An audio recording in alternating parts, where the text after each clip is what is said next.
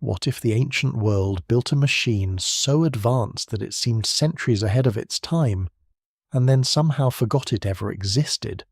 Buried beneath the sea and hidden from history for over 2,000 years, this incredible invention continues to challenge everything we thought we knew about ancient technology. Was it a scientific breakthrough, a lost masterpiece, or evidence that history is far more complex than we imagine? Stay with us as we uncover one of the greatest forgotten engineering mysteries ever discovered.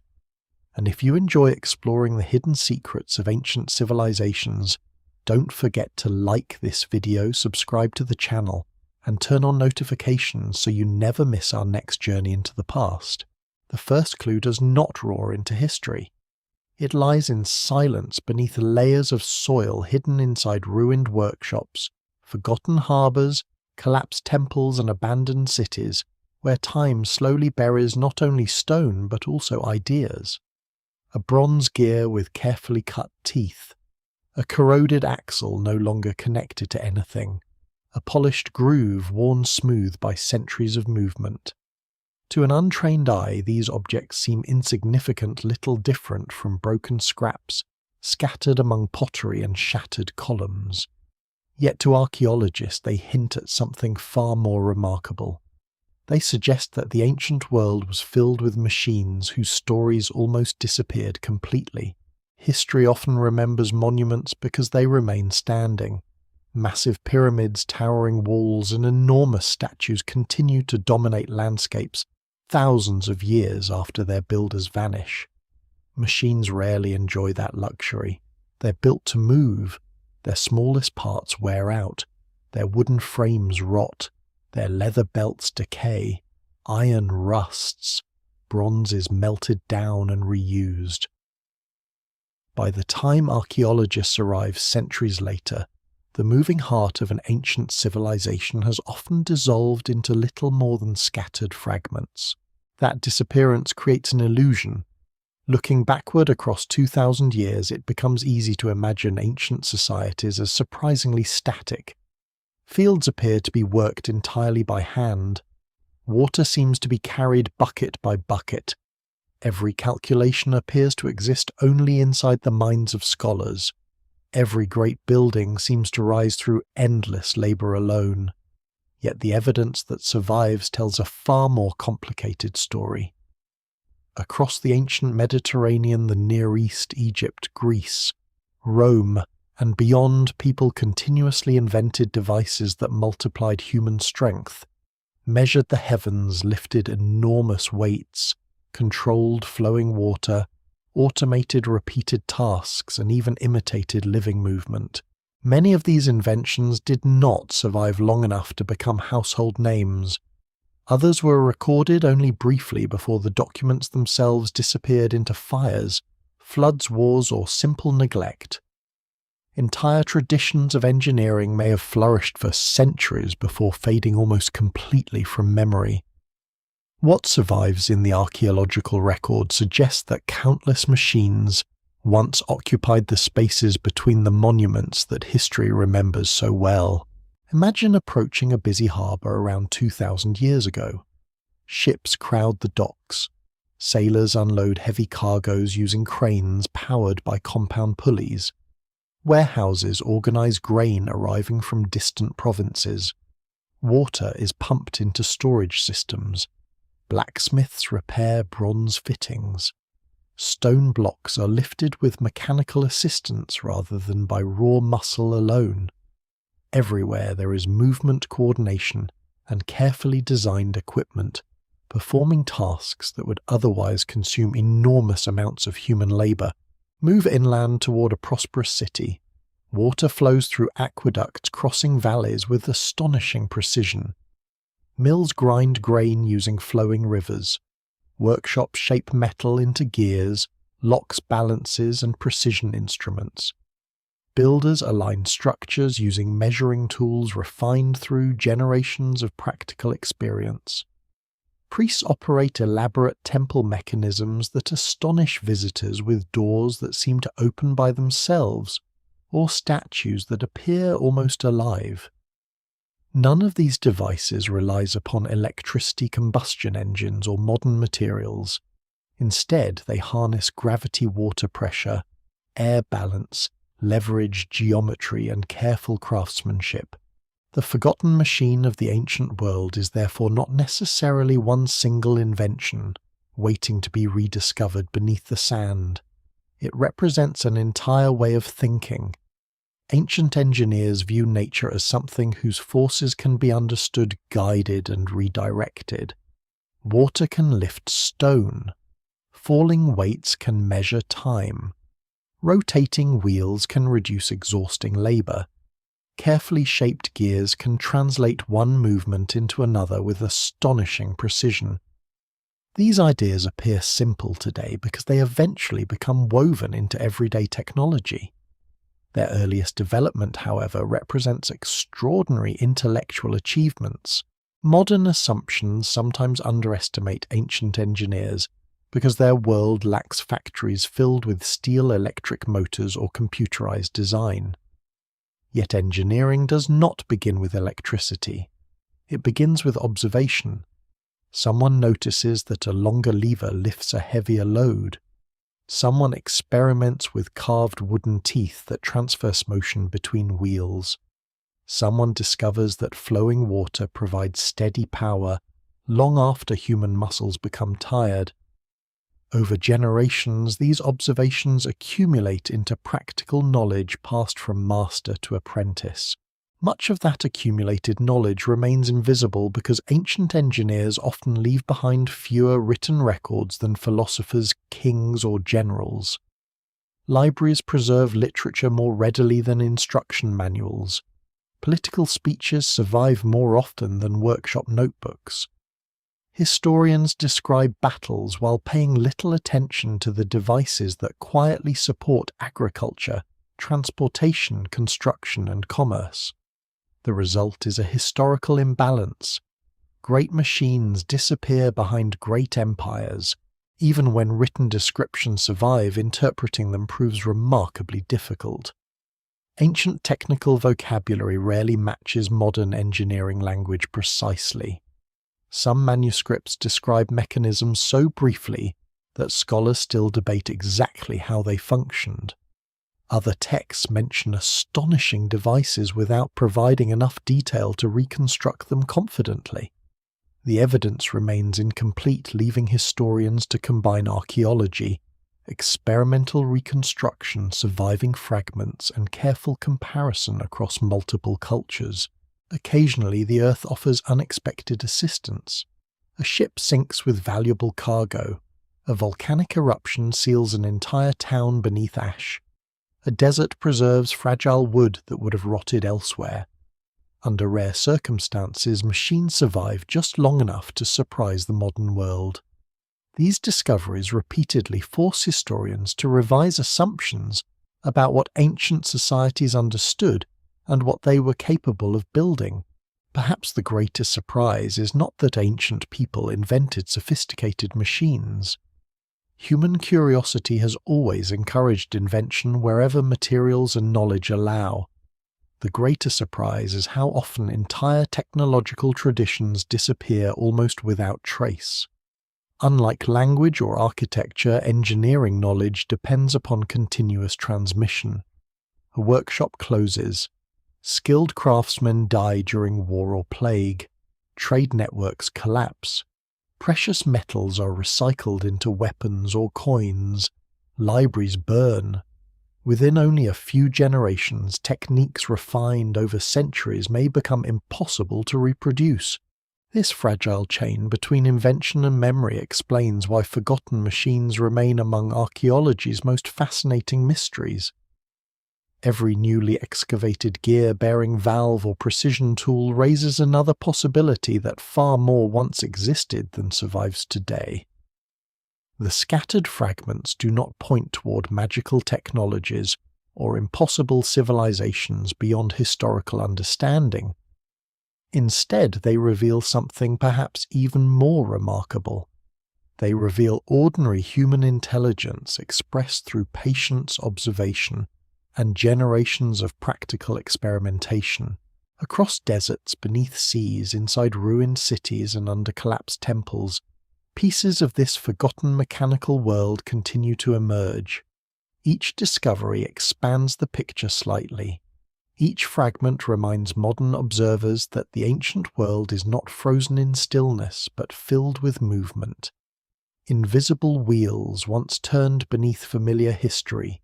Hidden mechanisms quietly shaped economies, religious ceremonies, scientific observation, and daily life.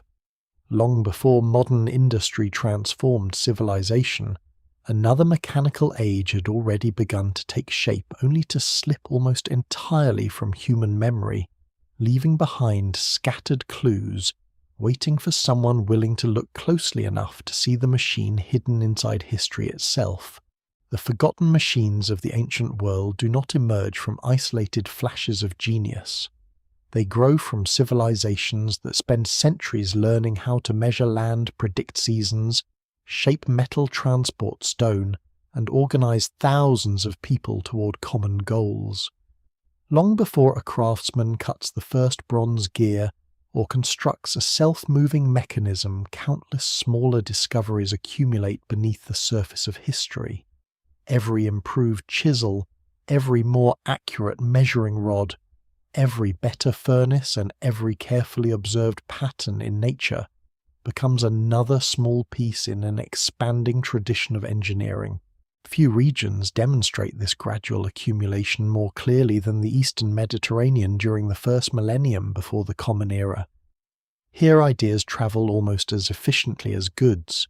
Merchant ships carry grain timber, copper tin, glass, papyrus, and wine between distant ports, but they also transport something less visible. Sailors exchange practical knowledge. Craftsmen observe unfamiliar techniques. Scholars compare mathematical traditions inherited from older civilizations.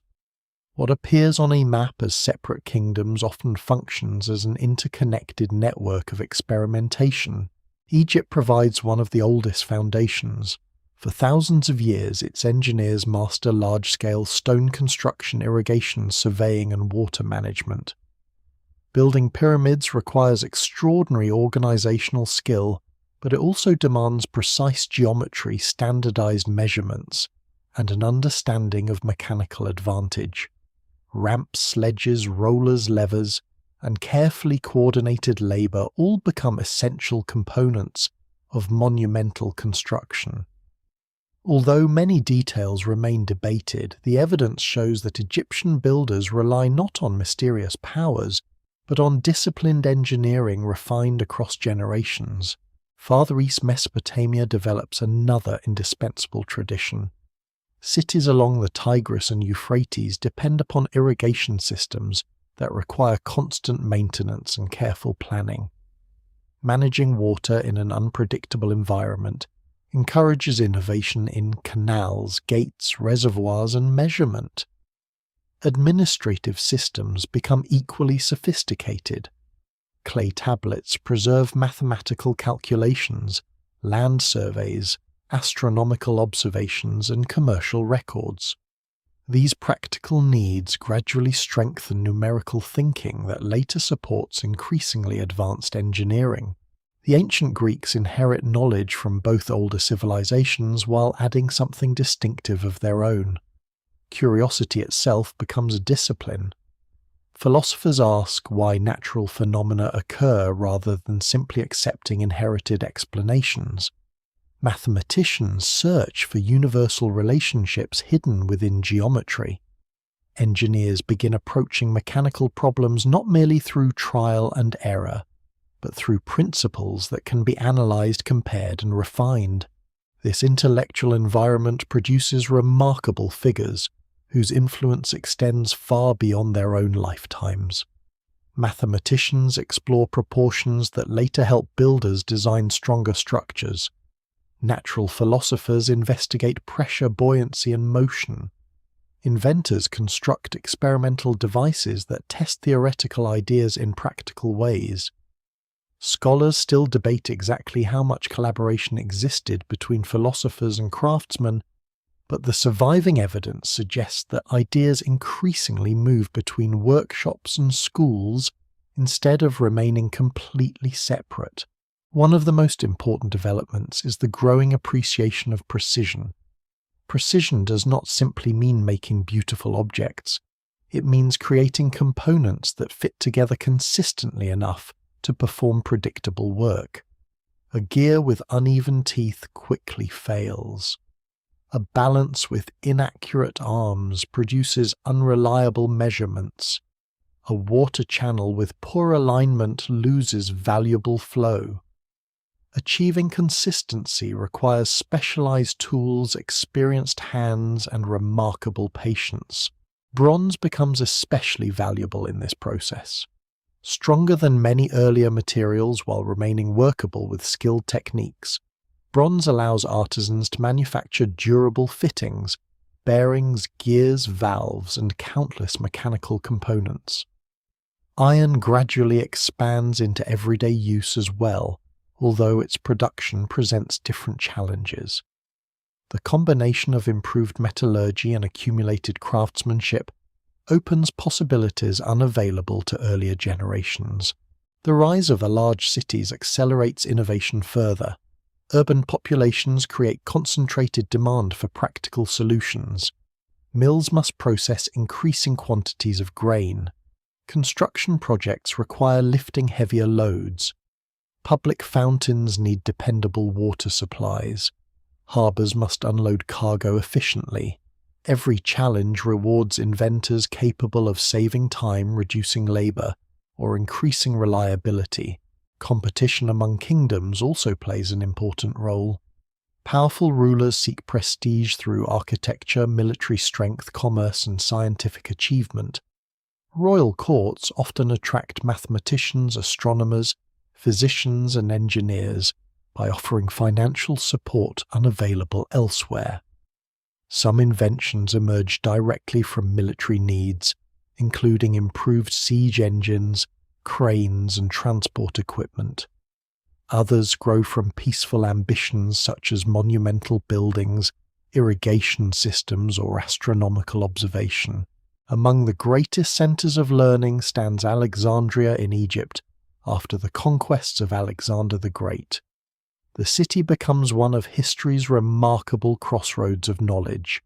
Scholars from different regions gather to study mathematics, astronomy, geography, medicine, literature, and engineering. The famous Library of Alexandria symbolizes this ambition, although its exact organization and eventual destruction remain subjects of continuing historical debate.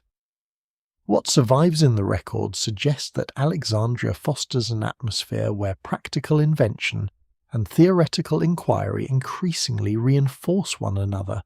Within this environment, engineers begin viewing machines not merely as isolated tools, but as systems composed of interacting parts. A pulley works more effectively when combined with additional pulleys. Water pressure can activate valves. Rotational motion can become linear motion through carefully designed mechanisms. One simple principle combines with another, allowing machines to perform increasingly complex sequences of movement. This systems thinking marks a profound shift. Rather than relying exclusively upon human strength, engineers learn to redirect natural forces. Gravity becomes a source of controlled energy. Flowing water performs repetitive work tirelessly. Compressed air produces motion under the right conditions. Carefully balanced weights regulate movement over time. These principles remain familiar today because they continue underlying countless modern technologies, yet witnessing their earlier systematic application reveals extraordinary creativity. The people responsible for these advances rarely become household names. Ancient society celebrates victorious generals, influential politicians, and celebrated philosophers more readily than anonymous craftsmen. Workshops often pass knowledge directly from master to apprentice without extensive written documentation. Technical expertise therefore becomes deeply personal. A skilled artisan carries decades of accumulated experience that cannot easily be replaced if lost.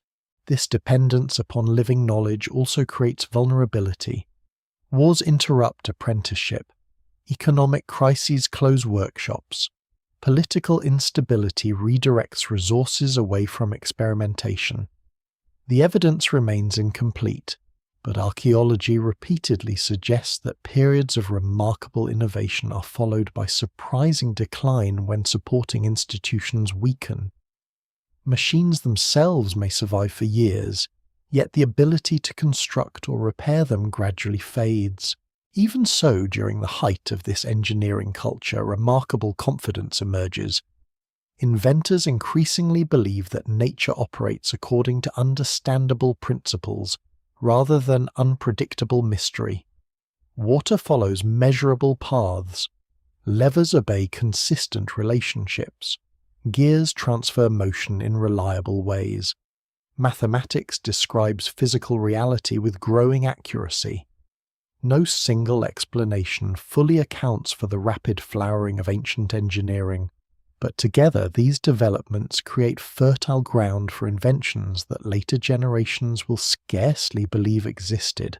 The forgotten machine hidden in the ancient world therefore begins not as a single miraculous artifact, but as the product of an entire civilization learning to think mechanically.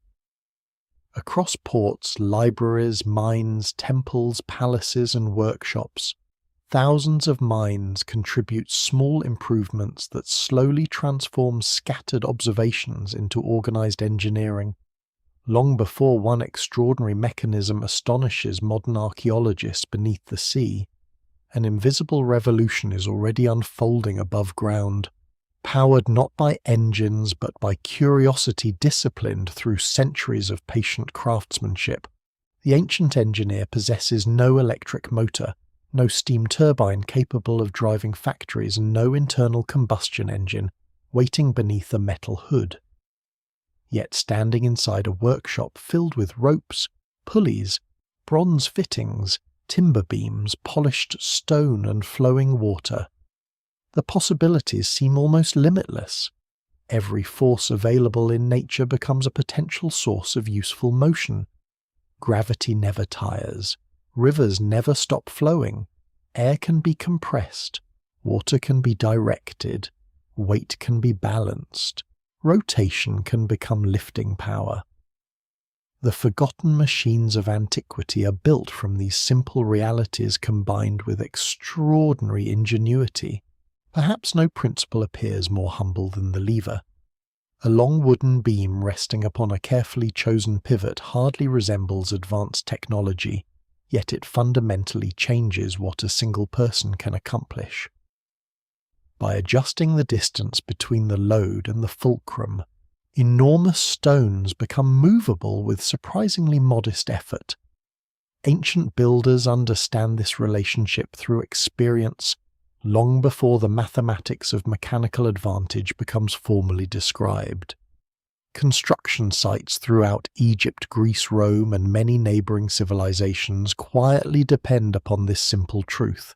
Closely related is the pulley, another invention whose apparent simplicity hides remarkable power.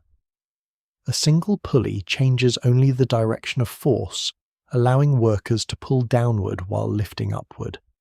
Add additional pulleys into a compound system, however, and the required effort decreases dramatically. Heavy marble columns, bronze statues, timber beams, and massive cargo can now be raised with controlled precision.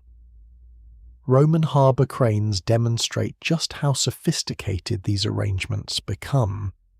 Archaeological evidence and surviving descriptions indicate that cranes equipped with multiple pulleys enable relatively small crews to perform work that would otherwise demand hundreds of labourers. Behind every successful pulley system lies another forgotten achievement: rope making. Strong, consistent rope is itself an engineering accomplishment requiring knowledge of fibres, twisting techniques, moisture, and wear. Ancient craftsmen manufacture ropes from flax, hemp, papyrus, palm fibres, and animal materials depending upon local resources. Without reliable rope, even the most elegant crane becomes useless. It is one reminder that spectacular machines often depend upon quieter technologies that rarely receive attention. While levers and pulleys multiply, human strength gears accomplish something different. They translate motion. A rotating handle can turn another wheel in the opposite direction. Large gears can slow movement while increasing force. Small gears can accelerate rotation. Multiple gears working together create relationships impossible through direct connection alone. Today gears seem ordinary because they fill clocks, vehicles and industrial equipment, yet producing accurately shaped gear teeth by hand requires astonishing precision. The evidence suggests that ancient craftsmen gradually master this difficult art. Bronze gear wheels appear in several contexts, though very few survive intact, because metal is endlessly recycled across generations. Every recovered fragment therefore carries exceptional importance. Even before the famous discoveries that will emerge later in this story, scattered clues indicate that gear technology develops far beyond what many historians once believed possible. Another essential principle lies hidden inside the screw. The screw transforms rotation into forward motion. Turning a spiral shaft steadily lifts water or compresses material. The most famous example is the device traditionally associated with Archimedes, although scholars still debate whether he invented it outright or refined earlier designs. Regardless of its precise origin, the Archimedean screw proves remarkably effective at raising water for irrigation, draining flooded areas, and supporting agriculture across regions where reliable water management determines survival. Watching such a device operate reveals ancient engineering at its most elegant. As the spiral turns inside a hollow cylinder, pockets of water become trapped between the blades and gradually climb upward against gravity. No complicated engine powers the system. Human hands, animals, or flowing water provide rotation. Geometry performs the rest. Water itself becomes the ancient world's greatest source of renewable mechanical energy. Wherever rivers descend with sufficient force, engineers recognize an opportunity. Water wheels gradually spread across different regions, although their exact chronology remains the subject of continuing research. Horizontal wheels appear in some places, vertical wheels in others. Regardless of design, the principle remains the same. Flowing water turns a wheel whose movement powers another task. Grinding grain quickly becomes one of the most valuable applications. Before watermills become widespread, grain must often be processed using hand-operated querns that demand exhausting repetitive labor. A functioning mill transforms daily life. Instead of countless individuals spending hours grinding flour manually, flowing rivers perform much of the work continuously. The economic consequences extend far beyond convenience. More efficient food production supports larger populations, expanding cities, and increasingly specialized occupations. Water also becomes a remarkably versatile working fluid. Ancient engineers discover that pressure can produce controlled movement inside carefully designed systems. Pipes carry water across surprising distances. Valves regulate flow. Reservoirs store energy in elevated tanks. Siphons transport water over obstacles that appear impossible at first glance. Some temple devices even exploit changing air pressure produced by heated water, creating effects that seem almost supernatural to observers unfamiliar with the underlying principles. One particularly fascinating aspect of ancient engineering is its willingness to combine multiple simple mechanisms into increasingly sophisticated systems. A water wheel turns a shaft. The shaft rotates a gear. The gear drives a cam. The cam converts circular motion into repeated lifting movement. That movement powers a hammer, opens a valve, or activates another device entirely. Each individual component appears understandable on its own. Their combination produces machines capable of surprisingly complex behavior. Cams deserve special attention because they introduce controlled sequences into mechanical systems. A rotating cam possesses an uneven profile that raises and lowers another component according to a predetermined pattern. Modern engines continue using camshafts for similar purposes. In antiquity, cams allow repetitive operations without continuous human adjustment. What appears almost automatic begins with nothing more than carefully shaped pieces of wood or metal. Balance also becomes an invisible engineering tool. Counterweights make lifting safer and more efficient. Suspended weights regulate clocks and measuring instruments. Balance beams produce reliable scales essential for commerce. Throughout the ancient world, merchants depend upon accurate weighing systems because trade cannot flourish without trust. Standardized balances therefore become as economically significant as many larger machines. None of these principles develops overnight. Every improvement emerges through observation, experimentation, failure, and refinement.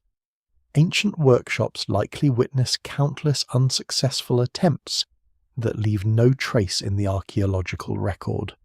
A poorly cut gear jams. A rope snaps under excessive strain. A water channel loses pressure through minor leaks.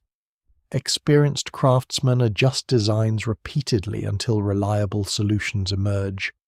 What survives represents not isolated inspiration, but generations of accumulated practical knowledge.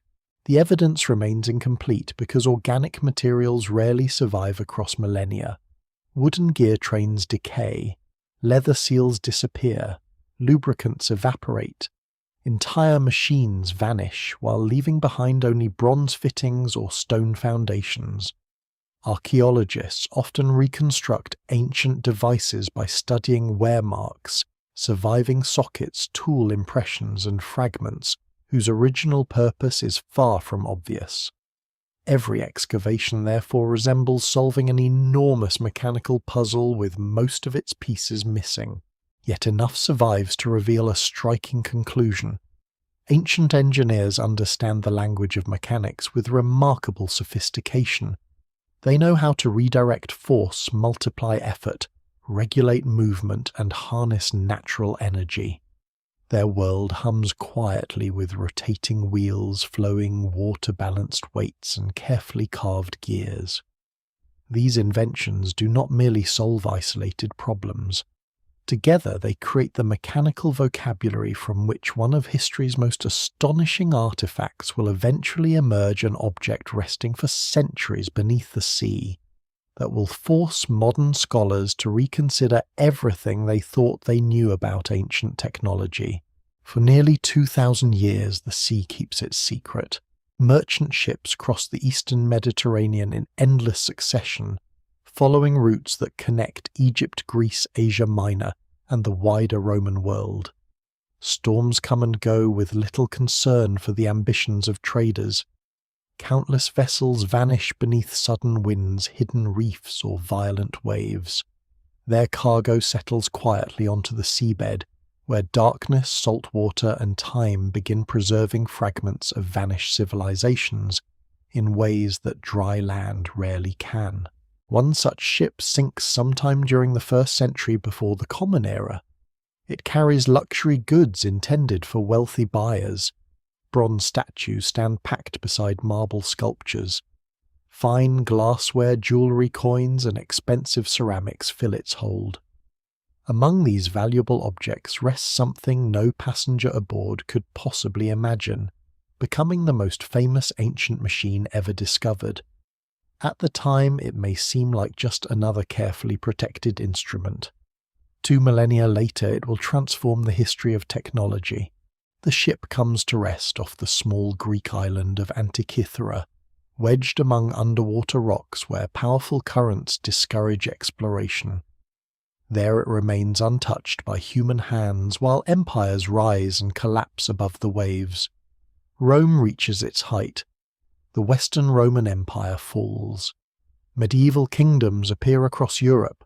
The Renaissance flourishes. Steam engines begin driving factories, electricity changes cities, aircraft cross continents. All the while, the cargo waits patiently beneath layers of coral and mineral deposits. Its rediscovery begins almost by accident. In the spring of 1900, sponge divers sheltering from rough weather decide to explore the seabed near Antiquity. Wearing heavy canvas diving suits supplied with air through long hoses, they descend into water far deeper than most divers of their time attempt. What they encounter initially seems almost unbelievable. Bronze statues stand upright on the ocean floor covered with marine growth that gives them the appearance of ghostly human figures frozen in place. Marble limbs protrude from the sediment. Amphorae lie scattered across the wreck site. The discovery quickly attracts international attention. Recovering artifacts from such depths proves extraordinarily dangerous, using the diving technology available at the beginning of the 20th century. Divers suffer decompression sickness then still poorly understood. One dies during the recovery effort while others sustain permanent injuries. Even the excavation itself becomes a reminder that uncovering history often carries significant human cost. As crates of recovered artifacts reach museums in Athens, conservators begin the painstaking process of cleaning objects hardened by centuries underwater. Among the encrusted bronze fragments sits a lump that appears thoroughly unremarkable. Corrosion has fused metal, stone, and marine deposits into an irregular mass. It attracts little immediate attention compared with magnificent statues emerging from the same shipwreck. Then during cleaning, something unexpected appears. Inside the corroded lump are tiny bronze gear teeth. At first the discovery seems almost impossible. Ancient decorative objects occasionally contain simple moving parts, but these gears display extraordinary precision. More fragments reveal additional wheels interlocking with one another. Some preserve delicate inscriptions. Others contain circular scales marked with carefully engraved divisions. Whatever this object once is, it bears almost no resemblance to any previously known artifact from classical antiquity. For decades, scholars struggle to understand what they are seeing. Early investigators recognize that the mechanism is extraordinarily sophisticated, yet many hesitate to accept the full implications. The prevailing view of ancient technology simply leaves little room for such complexity. Could these gears somehow belong to a much later object accidentally mixed with ancient cargo? Careful analysis gradually dismisses that possibility. The corrosion matches the shipwreck. The inscriptions correspond to ancient Greek language. Everything points toward a single astonishing conclusion. The mechanism truly belongs to the ancient world. The challenge then shifts from dating the object to understanding its purpose. Throughout much of the 20th century, researchers examine the surviving fragments using increasingly advanced techniques. Conventional photography reveals little beneath thick corrosion. Some gear relationships become visible, but large portions remain hidden inside solid mineral deposits. The device appears hopelessly incomplete. Roughly 1/3 survives. The remaining components are simply gone lost forever to the sea, or destroyed by time. Even these incomplete remains prove extraordinary. By the late 20th and early 21st centuries, powerful imaging technologies fundamentally changed the investigation. High-resolution X-ray tomography allows researchers to peer inside the corroded fragments without damaging them. Suddenly hidden gear trains emerge in remarkable detail. Tiny teeth, internal shafts, engraved scales, and previously invisible inscriptions become readable for the first time in 2,000 years. The machine slowly reveals itself. Rather than serving as a simple clock or decorative curiosity, the Antiquity mechanism appears to be a highly sophisticated analog calculating device. Turning a hand crank sets dozens of carefully arranged gears into motion. Their relationships calculate the changing positions of the sun and moon. Additional mechanisms track lunar phases with astonishing accuracy. Other displays predict eclipses using mathematical cycles known to ancient astronomers. Evidence even suggests that the machine once represented the movements of several known planets, although scholars continue debating aspects of this reconstruction because parts of the evidence remain incomplete. Nothing remotely comparable survives from the ancient world. The precision alone is astonishing. Individual gear teeth are cut with consistency, requiring exceptional craftsmanship. Some gears contain well over 200 teeth arranged, according to carefully calculated mathematical ratios. Tiny inscriptions function almost like operating instructions explaining various astronomical cycles displayed by the instrument. Rather than representing isolated artistic talent, the mechanism reflects a mature tradition of precision engineering whose broader history remains largely invisible. This realization changes everything.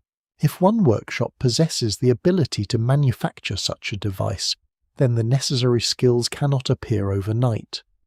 Craftsmen capable of designing, calculating, cutting, assembling, and calibrating dozens of interacting gears must inherit techniques developed over many generations. Specialized tools almost certainly exist to shape these components accurately. Mathematical knowledge guides the selection of gear ratios. Metalworking reaches levels of refinement once considered impossible for the period. The Antiquity mechanism therefore becomes more than an extraordinary artifact. It becomes evidence for an entire lost technological tradition. Scholars still debate exactly where the machine is built. Possible connections include the island of Rhodes, famous for its scientific community, or workshops influenced by the intellectual traditions surrounding figures such as Archimedes and later Hellenistic astronomers. No single explanation fully accounts for every detail, and the surviving evidence cannot identify the original craftsman with certainty. What survives in the record suggests only that the device emerges from one of the most intellectually vibrant environments of the ancient Mediterranean. Popular culture quickly embraces the discovery, sometimes pushing far beyond the evidence. Claims arise describing the mechanism as proof of impossible lost civilizations, alien intervention, or technologies thousands of years beyond historical understanding.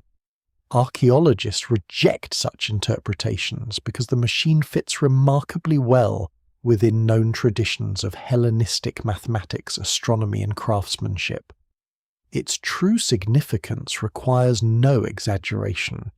It is already extraordinary precisely because human ingenuity working with ancient tools and accumulated knowledge achieves something long assumed impossible.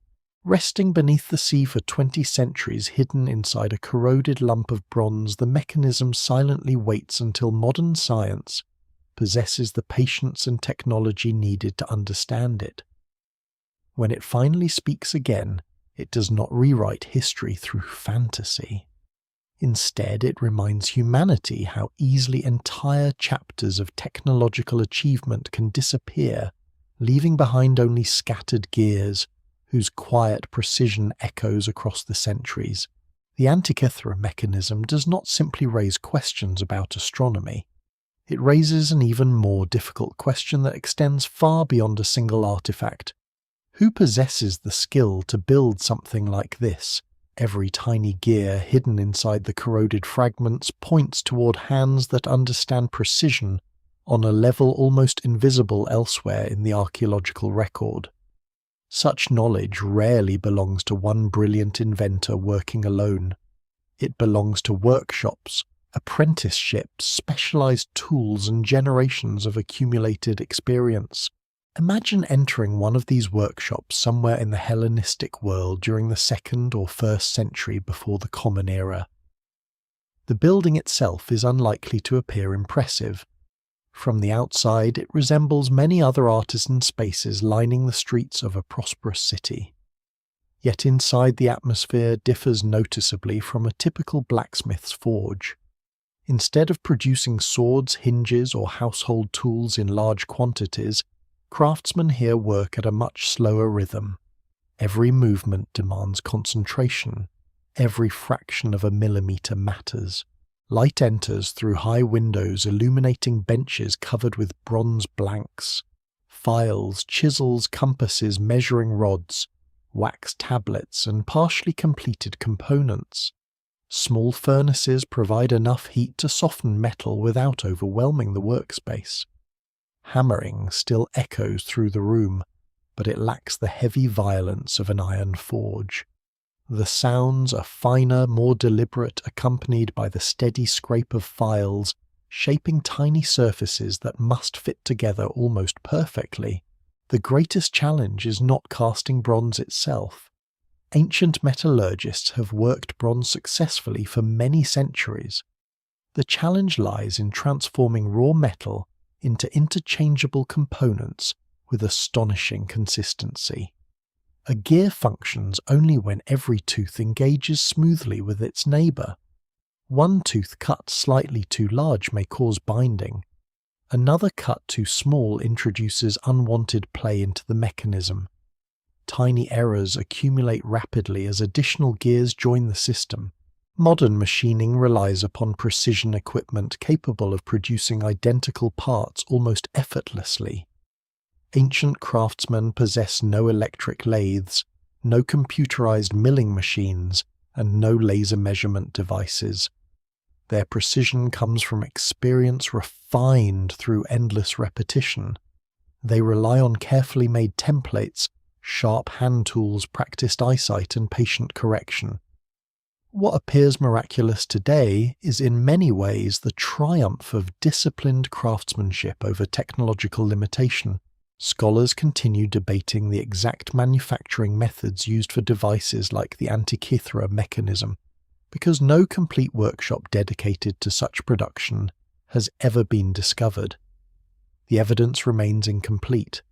Some researchers suggest that gears are first cast as rough discs before being painstakingly finished by hand.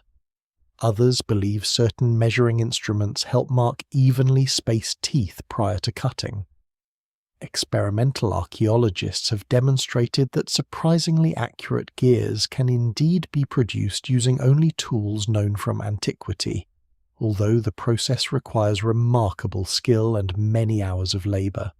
The inscriptions engraved onto surviving components reveal another level of sophistication. Tiny Greek letters cover parts of the mechanism functioning almost as technical documentation. Their size alone requires steady hands and specialized engraving tools. More importantly, the existence of these instructions suggests that the completed device is intended to be understood by educated users rather than admired merely as an artistic curiosity. This combination of craftsmanship and scientific knowledge is especially significant. Building the mechanism demands far more than mechanical ability. Its gear ratios encode astronomical cycles discovered through careful observation and mathematical analysis. Someone must determine exactly how many teeth each wheel requires to reproduce celestial movements with acceptable accuracy. The craftsman cutting the gears may or may not be the astronomer performing the calculations, but close collaboration between different forms of expertise appears highly likely. Such cooperation reflects one of the defining strengths of Hellenistic intellectual culture. Mathematics, astronomy, engineering, and craftsmanship increasingly overlap, rather than existing in complete isolation.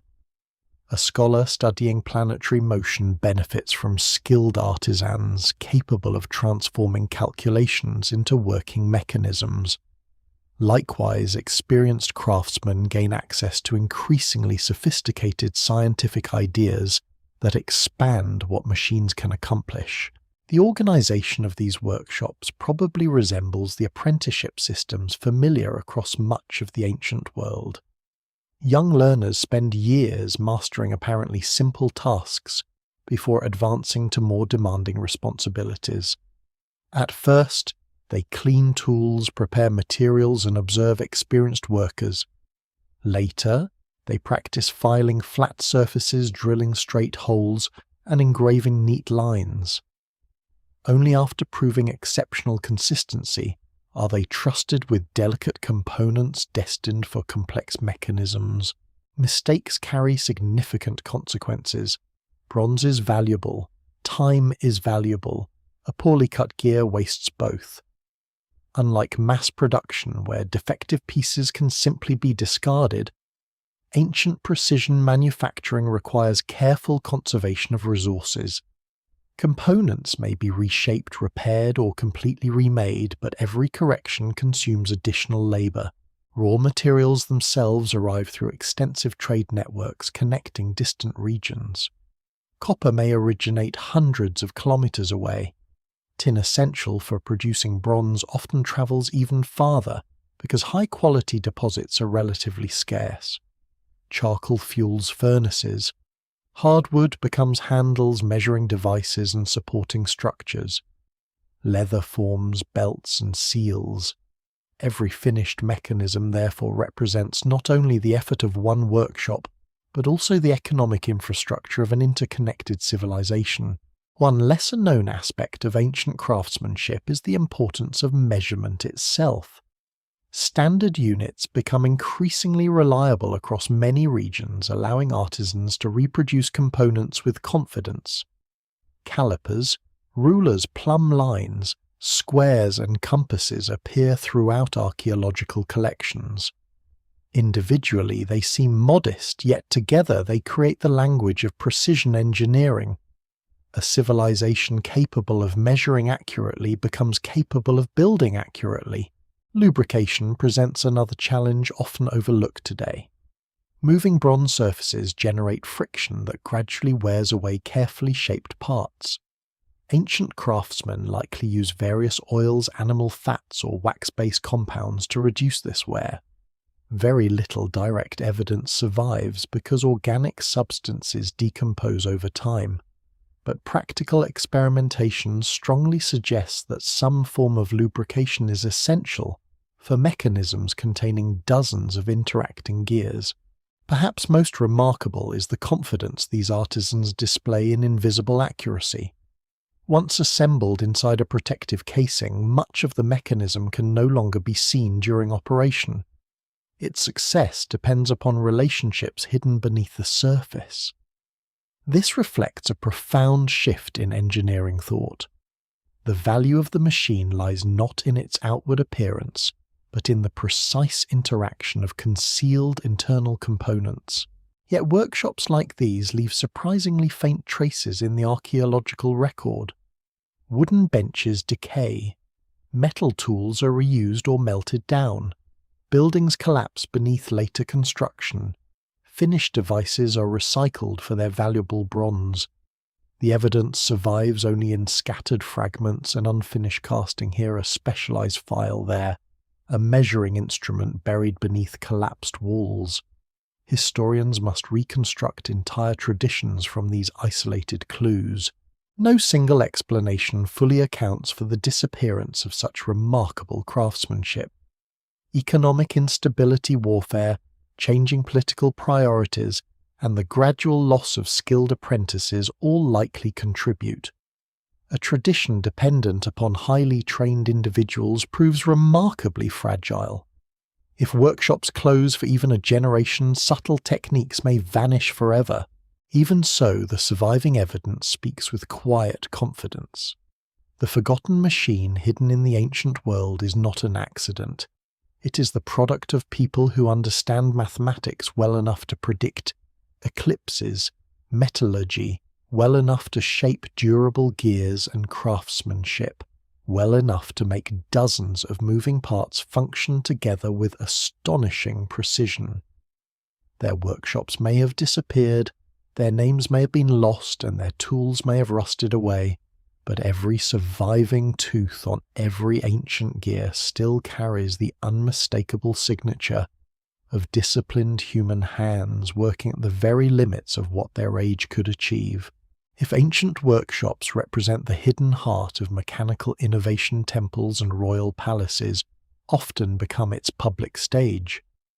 Here machines are not merely practical devices built to grind grain or lift stone. they become instruments of wonder.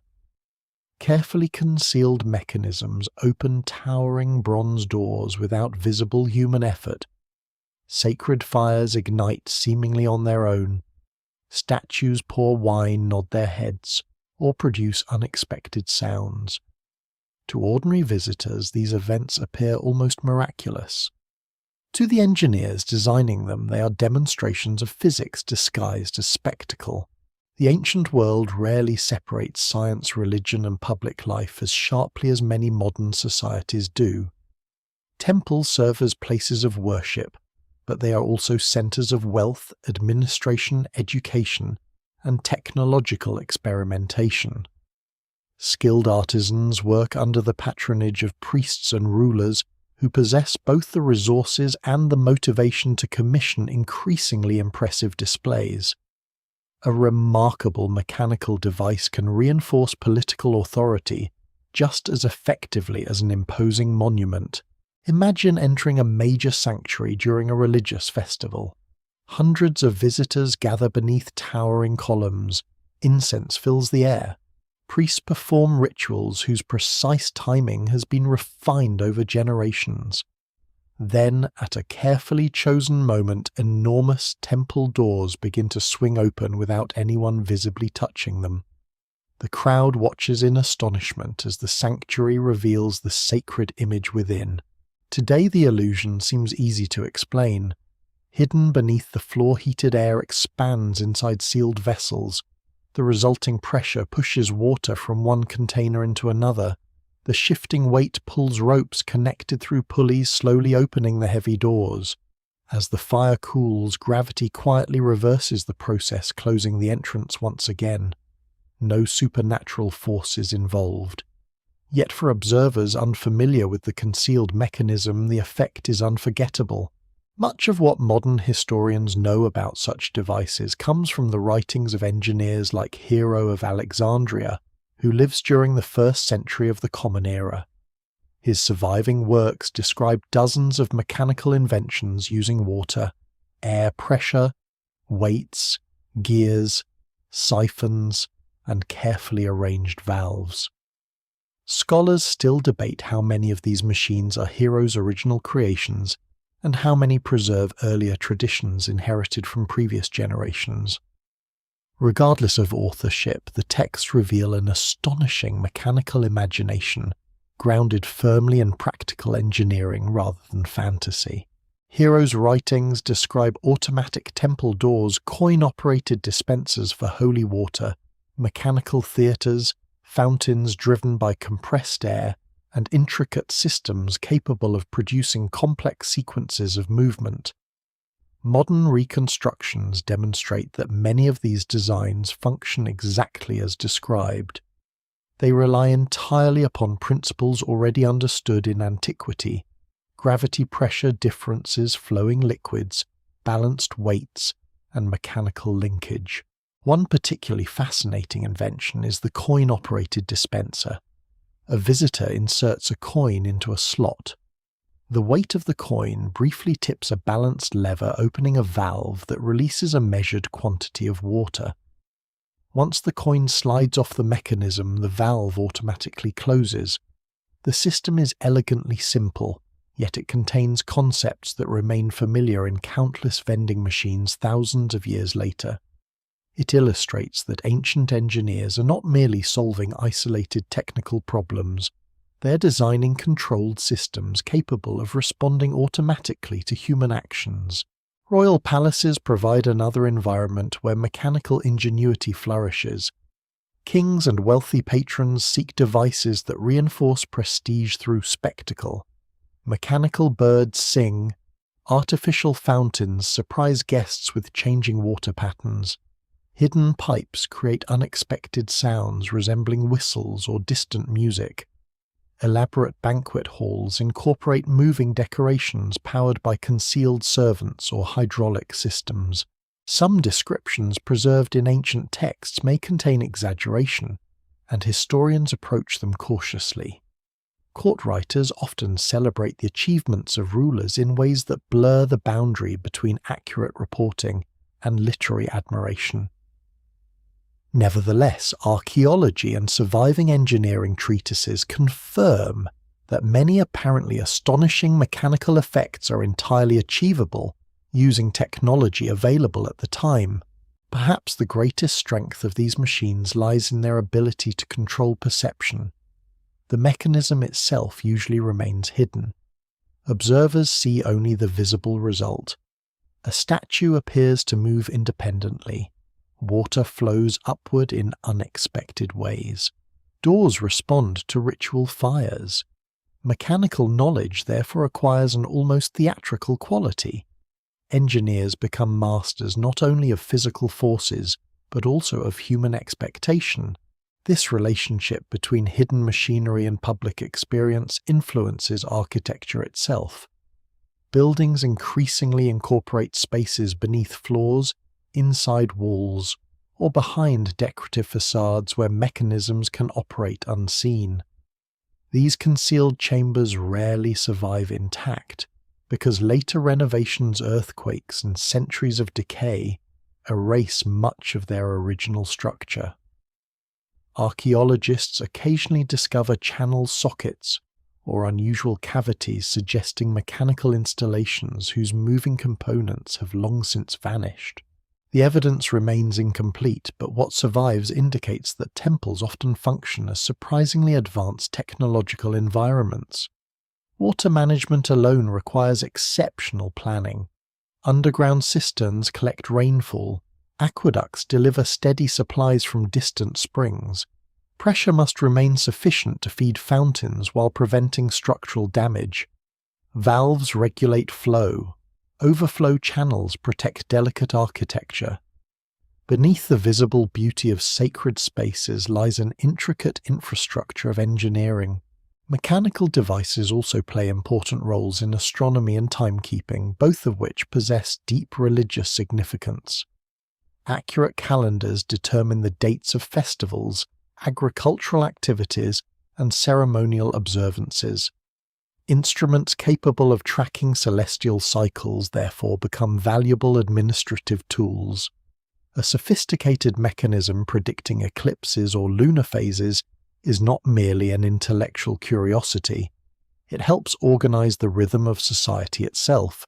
Political authority likewise benefits from engineering expertise. Rulers capable of constructing monumental aqueducts, massive cranes, efficient harbours or reliable water supplies demonstrate competence in ways that ordinary people experience directly. Infrastructure becomes a visible expression of power. A city with flowing fountains, functioning mills, and dependable sanitation appears prosperous because its hidden machines work continuously beneath the surface. Yet these achievements also reveal an important limitation. Most sophisticated devices remain expensive. They require skilled artisans, quality materials, and ongoing maintenance. Their complexity prevents widespread ownership. Unlike simple hand tools found across nearly every household, advanced mechanical systems concentrate around wealthy institutions capable of supporting specialists. This concentration has lasting consequences. When political systems weaken or economic networks collapse, the machines most dependent upon elite patronage become especially vulnerable. Workshops lose financial support. Maintenance declines. Replacement parts become unavailable. Skilled engineers seek safer regions or abandon specialized trades entirely.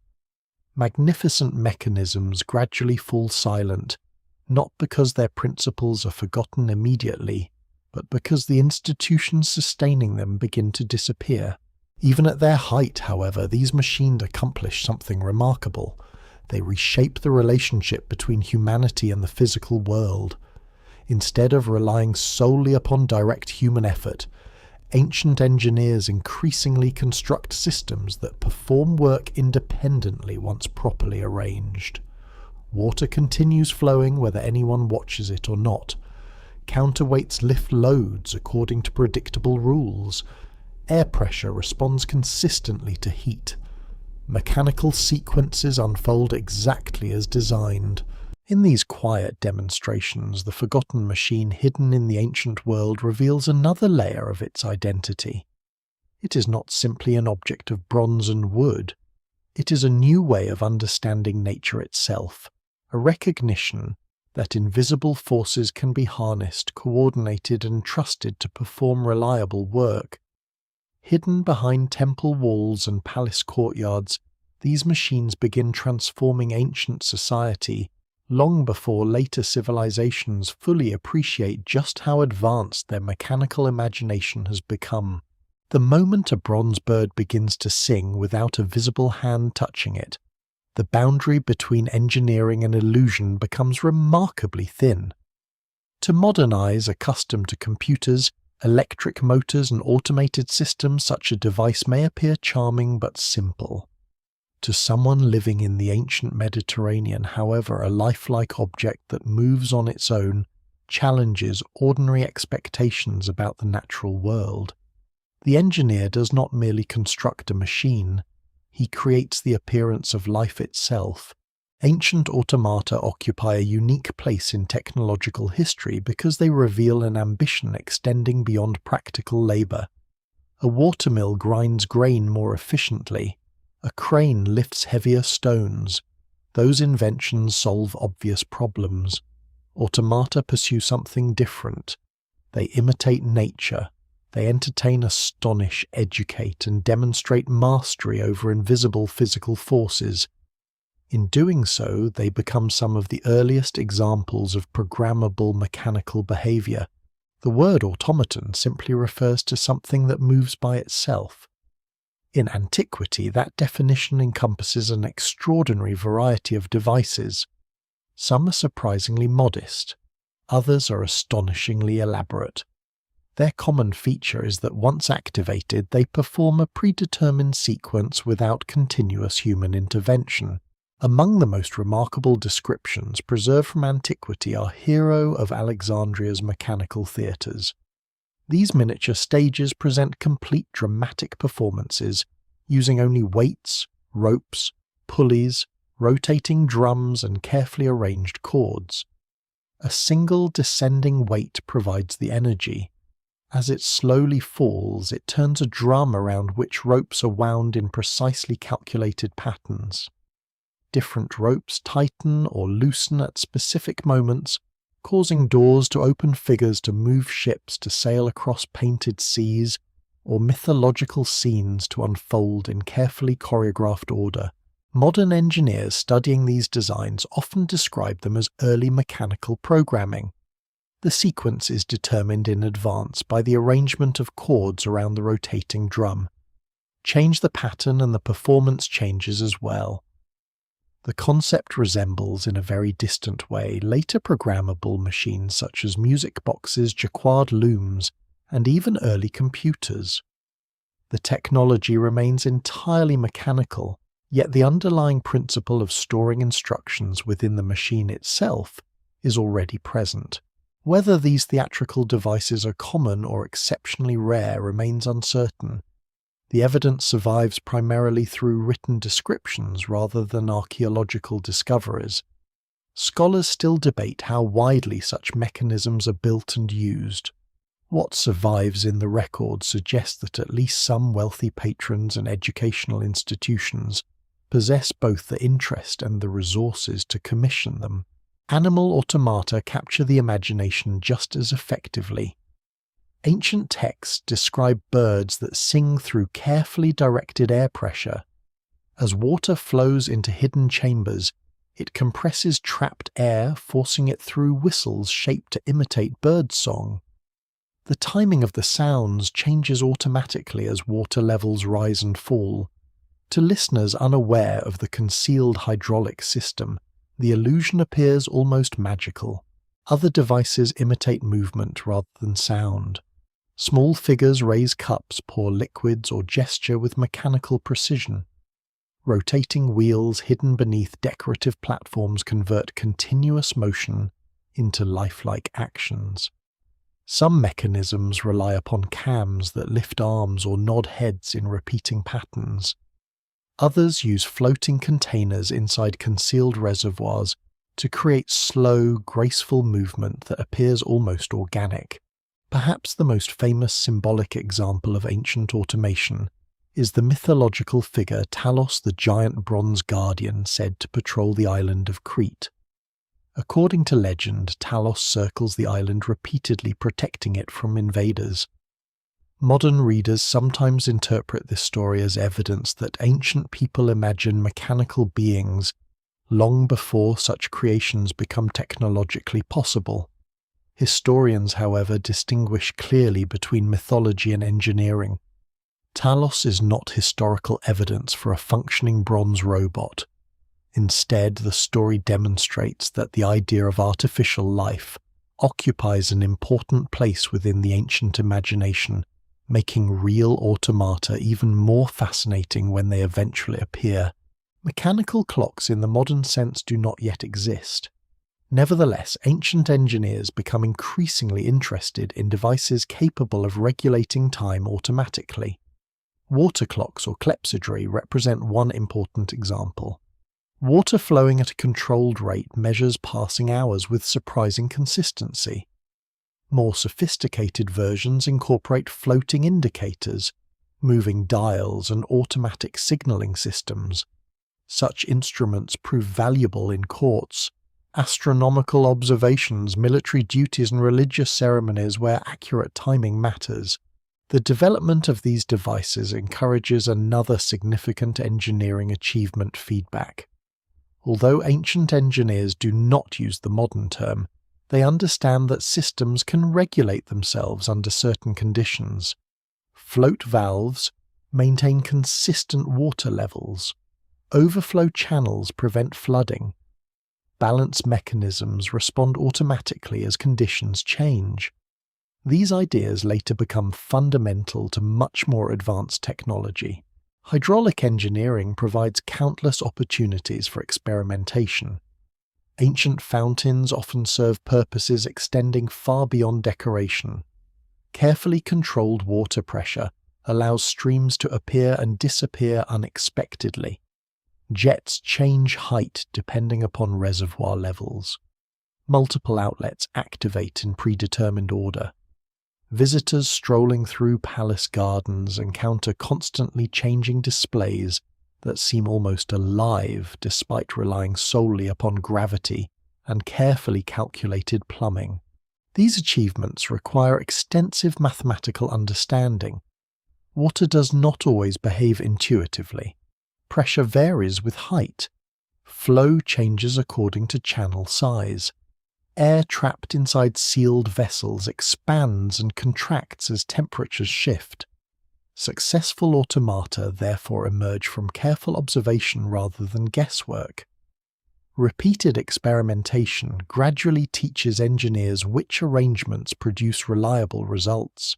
One lesser-known aspect of ancient automata is their educational value.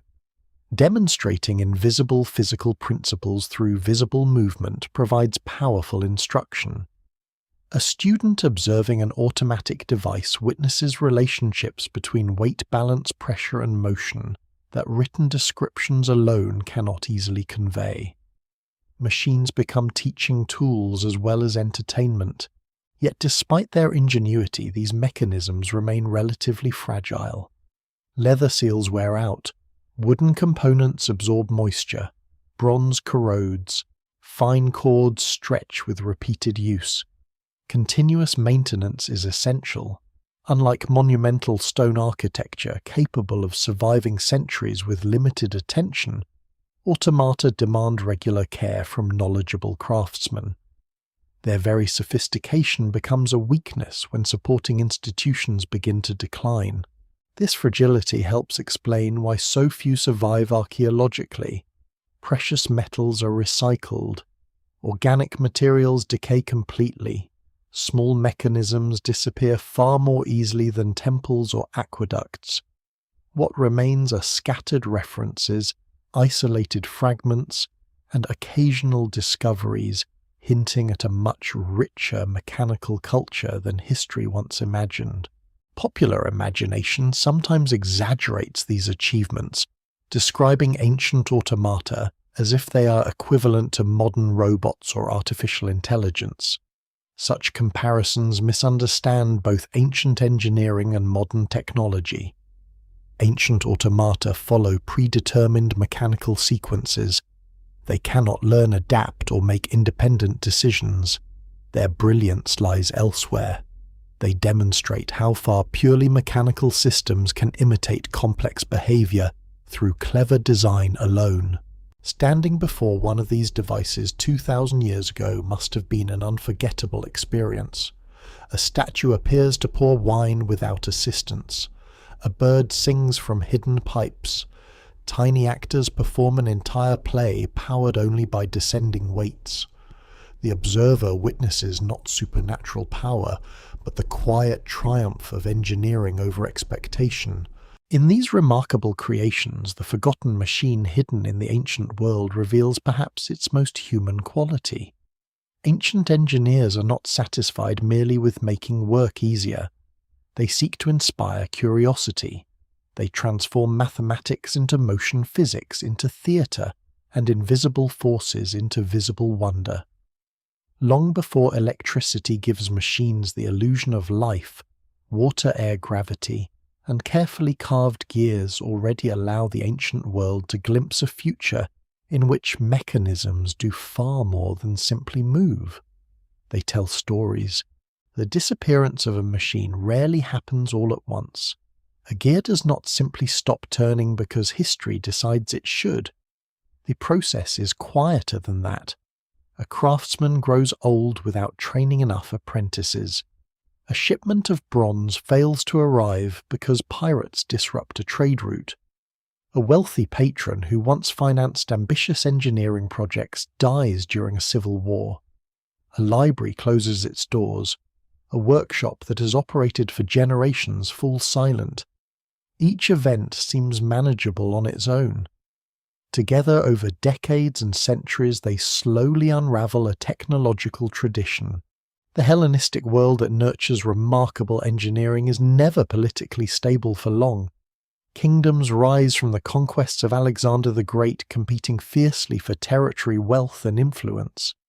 Cities flourish as centers of commerce and scholarship, yet they remain vulnerable to shifting alliances and military campaigns. Innovation continues despite this instability, but it also depends upon networks that conflict can easily weaken. When the Roman Republic expands across the Mediterranean, it inherits many of these intellectual traditions rather than destroying them outright. Roman engineers become extraordinary builders in their own right. Roads stretch across continents. Aqueducts carry water for astonishing distances. Massive bridges, harbours, baths, and amphitheatres transform urban life. Mechanical cranes, mills, pumps, and surveying instruments remain essential parts of this expanding infrastructure. Yet Roman priorities differ in subtle but important ways. Roman engineering often emphasizes reliability, scale, and practical administration.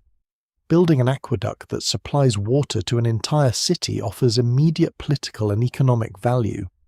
Constructing roads that move armies efficiently strengthens imperial control. Designing military machines capable of besieging fortified cities supports conquest. Precision scientific instruments and elaborate automata continue to exist, but they occupy a smaller place within the broader machinery of empire. The evidence remains incomplete, and historians caution against drawing overly sharp distinctions between Greek and Roman engineering traditions. Many skilled artisans continue working under Roman rule. Greek remains the language of scholarship across much of the eastern Mediterranean. Workshops survive for generations. Nevertheless, the balance gradually shifts toward technologies serving imperial administration rather than experimental scientific craftsmanship. Another challenge emerges from the economics of metal itself. Bronze is valuable not only because it forms excellent mechanical components, but also because it can always become something else. A damaged astronomical instrument may be melted down into household utensils. Decorative statues become raw material for weapons. Broken gears disappear into entirely new objects. Recycling makes practical sense in societies where mining, transportation, and smelting require enormous effort. Iron follows a similar pattern. Throughout antiquity, few communities can afford to waste usable metal. Archaeologists therefore face a frustrating reality. Countless sophisticated machines may simply no longer exist because later generations successfully recycled nearly every recoverable component. The absence of surviving artifacts does not necessarily indicate the absence of ancient technology. Knowledge itself proves even more fragile than metal. Unlike architecture, engineering depends heavily upon skilled individuals who understand not merely what a machine looks like, but why it works. A manuscript describing gear ratios offers limited value if no artisan remains capable of cutting accurate gears. Likewise, a master craftsman without written records may carry techniques impossible for future generations to reconstruct once he is gone. Ancient education compounds this vulnerability. Much technical knowledge passes directly through apprenticeship rather than mass-produced books. Students learn by watching experienced workers repeating procedures hundreds of times until precision becomes instinctive. Such training creates exceptional craftsmanship, but also ties survival of the knowledge to uninterrupted personal relationships. Libraries help preserve theoretical understanding, but even they remain vulnerable. The Library of Alexandria has become perhaps history's most famous symbol of lost knowledge. Popular imagination often portrays its destruction as a single, catastrophic event that instantly erases countless scientific achievements. The reality appears considerably more complicated. Scholars still debate exactly how the library changes over centuries, suffering damage during multiple periods of conflict and political transformation, rather than disappearing in one dramatic moment. Whatever its precise history, the broader lesson remains clear. Institutions preserving specialized knowledge require continuous support. Without it, collections disperse, manuscripts deteriorate, and intellectual traditions fragment. Wars accelerate these losses in ways extending far beyond the battlefield. A successful siege may destroy workshops producing precision instruments. Skilled artisans are killed, displaced, or forced into military service. Trade routes supplying specialized materials become dangerous. Wealthy patrons redirect resources toward defense instead of scientific inquiry. Even victorious armies unintentionally disrupt economic systems supporting advanced craftsmanship. Disease introduces another unpredictable threat. The ancient world experiences repeated epidemics capable of reducing urban populations dramatically. When illness strikes concentrated centers of learning, the effects ripple outward through entire professions. A generation of experienced engineers lost within a few years creates gaps that apprentices cannot immediately fill.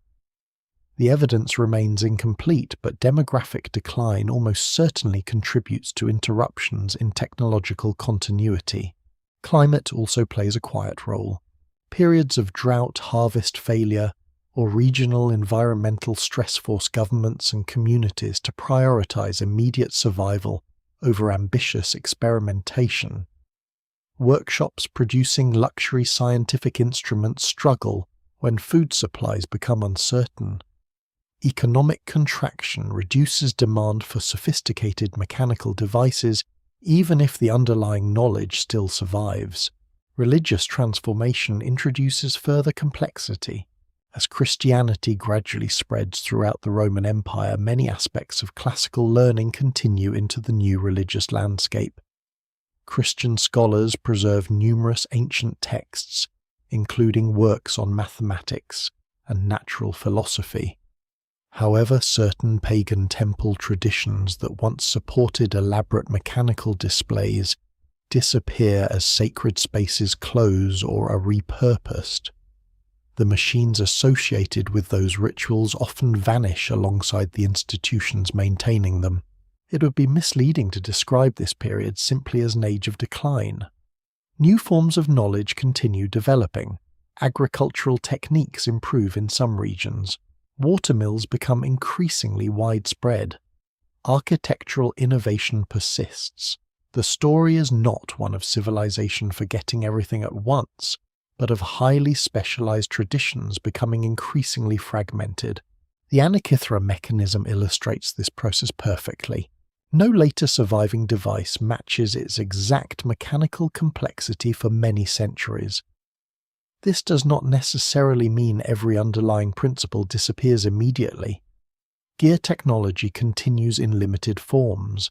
Astronomical observation advances through different cultures. Mathematical knowledge survives in scattered manuscripts. Yet the particular combination of precision engineering, astronomical calculation, and sophisticated gear trains embodied by the mechanism fades almost completely from the archaeological record. No single explanation fully accounts for this disappearance. Instead, countless small interruptions accumulate. Workshops close, apprenticeships break, patrons change priorities, metals are recycled, manuscripts decay, trade weakens, skilled craftsmen relocate or die.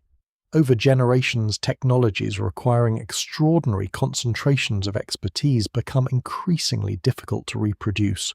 By the early medieval period in much of Europe, memories of certain ancient mechanical achievements have grown faint. Great aqueducts still stand, though many no longer function fully. Massive temples remain stripped of their hidden mechanisms. Stone monuments continue dominating landscapes, while the machines that once animated those spaces have largely disappeared. History often imagines progress as a straight line, each generation inheriting everything the previous one discovered. The forgotten machines of antiquity reveal a different reality. Knowledge can advance, retreat, fragment, and reassemble in unexpected ways. Civilizations do not merely invent, they must continually remember. And sometimes, despite extraordinary brilliance, remembering proves to be the hardest engineering challenge of all. The disappearance of a technology in one region does not necessarily mean it vanishes everywhere. Knowledge is remarkably adaptable. It changes languages, crosses mountains, follows merchants, survives inside monasteries, travels with refugees, and reappears centuries later in places that seem completely unrelated to its original home. The forgotten machines of the ancient world do not simply fall into darkness. They leave behind scattered echoes that continue shaping civilizations long after the workshops that first produced them have disappeared. When the political landscape of the Mediterranean changes during late antiquity, the Eastern Roman Empire, later known as the Byzantine Empire, becomes one of the most important guardians of classical knowledge. Centered in Constantinople, this empire preserves far more than imperial administration. Its scholars continue copying Greek manuscripts, maintaining educational traditions that would otherwise have been vulnerable to complete loss. The process is neither perfect nor comprehensive. Thousands of ancient works disappear forever. Others survive only in fragments quoted by later writers. Yet enough manuscripts remain to preserve significant portions of mathematics, astronomy, engineering, and philosophy. Copying books by hand is slow, expensive, and prone to human error, but every successful copy represents another link in an increasingly fragile chain stretching across centuries. Among the preserved texts are works attributed to engineers such as Hero of Alexandria. His descriptions of automata, hydraulic devices, and mechanical principles continue circulating in limited scholarly circles. There is little evidence that every machine described in these texts is regularly constructed throughout the Byzantine period, but the underlying ideas remain accessible to those capable of reading and interpreting them. At the same time, another remarkable center of intellectual preservation begins to flourish farther east. From the 8th century onward, the expanding Islamic world becomes one of history's greatest crossroads of scientific exchange. Scholars working in cities such as Baghdad, Damascus, and later Cairo gain access to Greek, Persian, Indian, and other traditions of learning. Translation movements supported by powerful rulers transform countless manuscripts into Arabic, ensuring that knowledge once confined to specific regions reaches entirely new audiences. The famous House of Wisdom in Baghdad symbolizes this extraordinary period of intellectual activity. Although popular accounts sometimes exaggerate or simplify its exact organization, there is broad scholarly agreement that the Abbasid era witnesses an exceptional commitment to translating, studying, and expanding earlier scientific works. Ancient engineering does not merely survive through translation, it evolves. Islamic engineers build upon inherited knowledge while introducing innovations of their own. Water management becomes increasingly sophisticated across regions where efficient irrigation determines agricultural success. Complex water-raising devices spread through cities and rural landscapes alike. Mechanical clocks grow more elaborate. Automata continue developing in both practical and ceremonial contexts. One family in particular illustrates this creative continuation, the Banu Musa brothers of 9th century Baghdad. Muhammad Ahmad and Al-Hasan ibn Musa are mathematicians, astronomers, and engineers whose surviving work, the Book of Ingenious Devices, describes approximately 100 mechanical inventions. Many rely upon principles already familiar from earlier traditions, including valves, siphons, float controls, pressure regulation, and automatic feedback systems. Others introduce clever refinements that demonstrate independent creativity rather than simple imitation. Reading these descriptions reveals striking continuity with earlier Hellenistic engineering. Water flows through concealed chambers, air pressure performs useful work, automatic systems respond to changing conditions without continuous human intervention. Yet the designs also display original thinking, adapting inherited principles to new practical challenges. Another towering figure emerges several centuries later. In the early 13th century, Ismail al-Jazari writes one of the most influential engineering books of the medieval world. His Book of Knowledge of Ingenious Mechanical Devices combines practical instruction with remarkable illustrations that allow many machines to be reconstructed successfully today. Al-Jazari's creations include sophisticated water clocks, elaborate automata hand-washing devices, pumps, musical machines, and programmable fountains. Perhaps most importantly, he develops increasingly advanced uses of the crankshaft and connecting rod mechanisms that later become fundamental to countless machines, including modern engines. Historians are careful not to describe this as a simple continuation of Greek engineering. Al-Jazari works within his own cultural and technological context, responding to different needs and opportunities. Nevertheless, the broader mechanical tradition, stretching from antiquity into the medieval Islamic world, demonstrates that technological knowledge rarely follows neat historical boundaries. India also contributes important developments, particularly in astronomy, mathematics, metallurgy, and hydraulic engineering. Sophisticated water lifting systems, irrigation technologies, and astronomical instruments emerge across different regions over many centuries.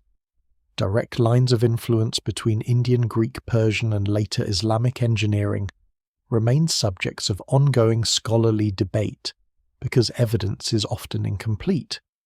Trade and intellectual exchange almost certainly occur, but tracing specific technological pathways proves remarkably difficult. China follows another fascinating trajectory. Although developing largely independent engineering traditions, Chinese inventors produce extraordinary mechanical achievements, including sophisticated clocks, escapement mechanisms, chain drives, seismoscopes, and advanced water-powered machinery. Some similarities with Mediterranean developments arise from shared physical principles rather than direct cultural contact. Gravity behaves the same everywhere. flowing water obeys universal laws. Separate civilizations confronting similar engineering challenges occasionally arrive at comparable solutions through independent experimentation. This convergence reminds historians of an important principle. Human ingenuity is not confined to any single civilization. Mechanical innovation appears repeatedly wherever stable societies accumulate knowledge, skilled craftsmanship, and sufficient economic resources. Trade routes help preserve this global conversation. The Silk Roads carry far more than silk. Caravans transport paper, glass, metalworking techniques, mathematical ideas, astronomical observations, and practical engineering experience.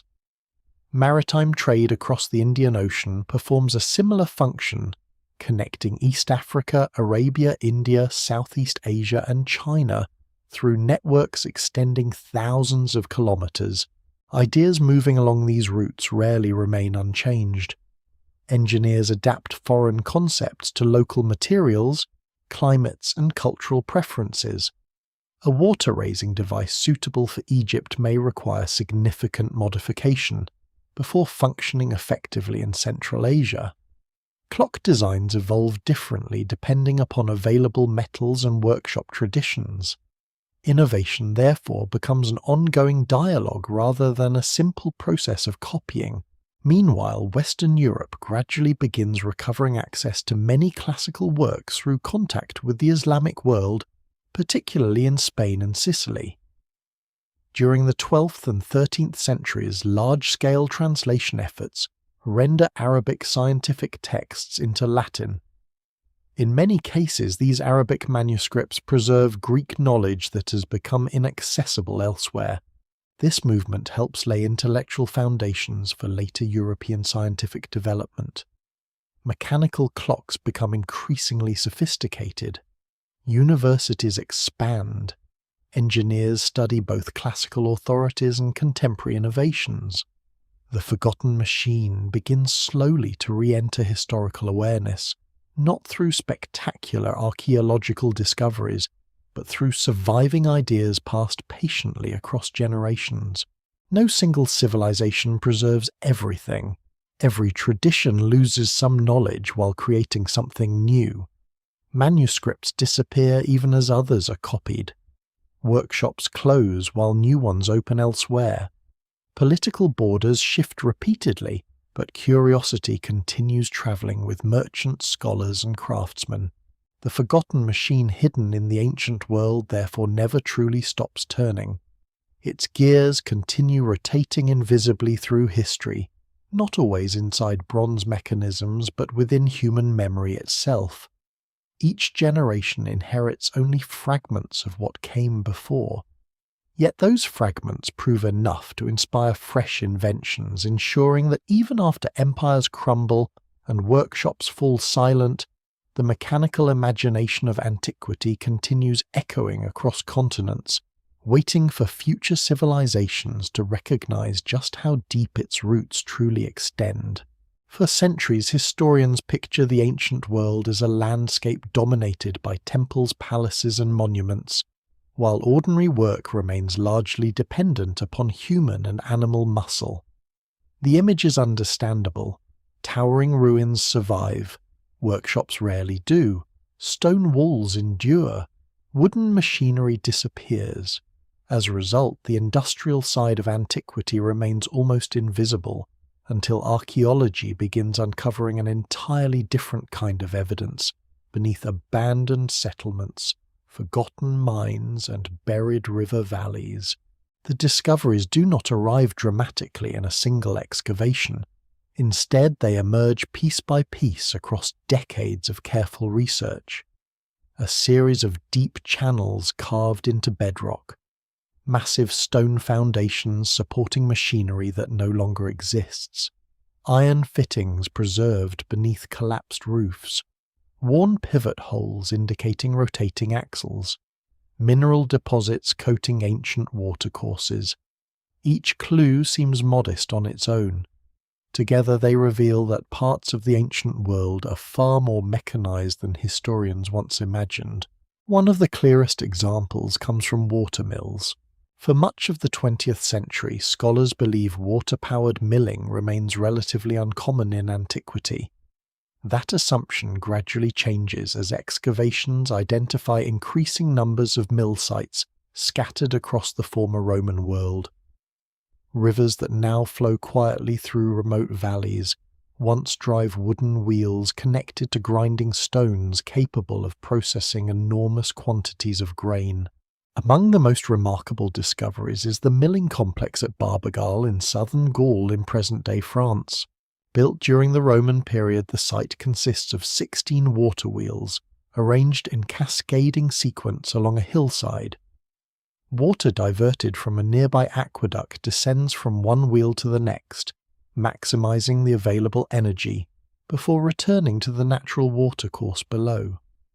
Modern research suggests that this installation may have produced flour on an almost industrial scale, supplying nearby urban populations with remarkable efficiency.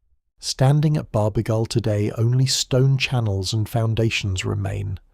The great wooden wheels vanished long ago. Their shafts, gears, and supporting frames have rotted into nothing.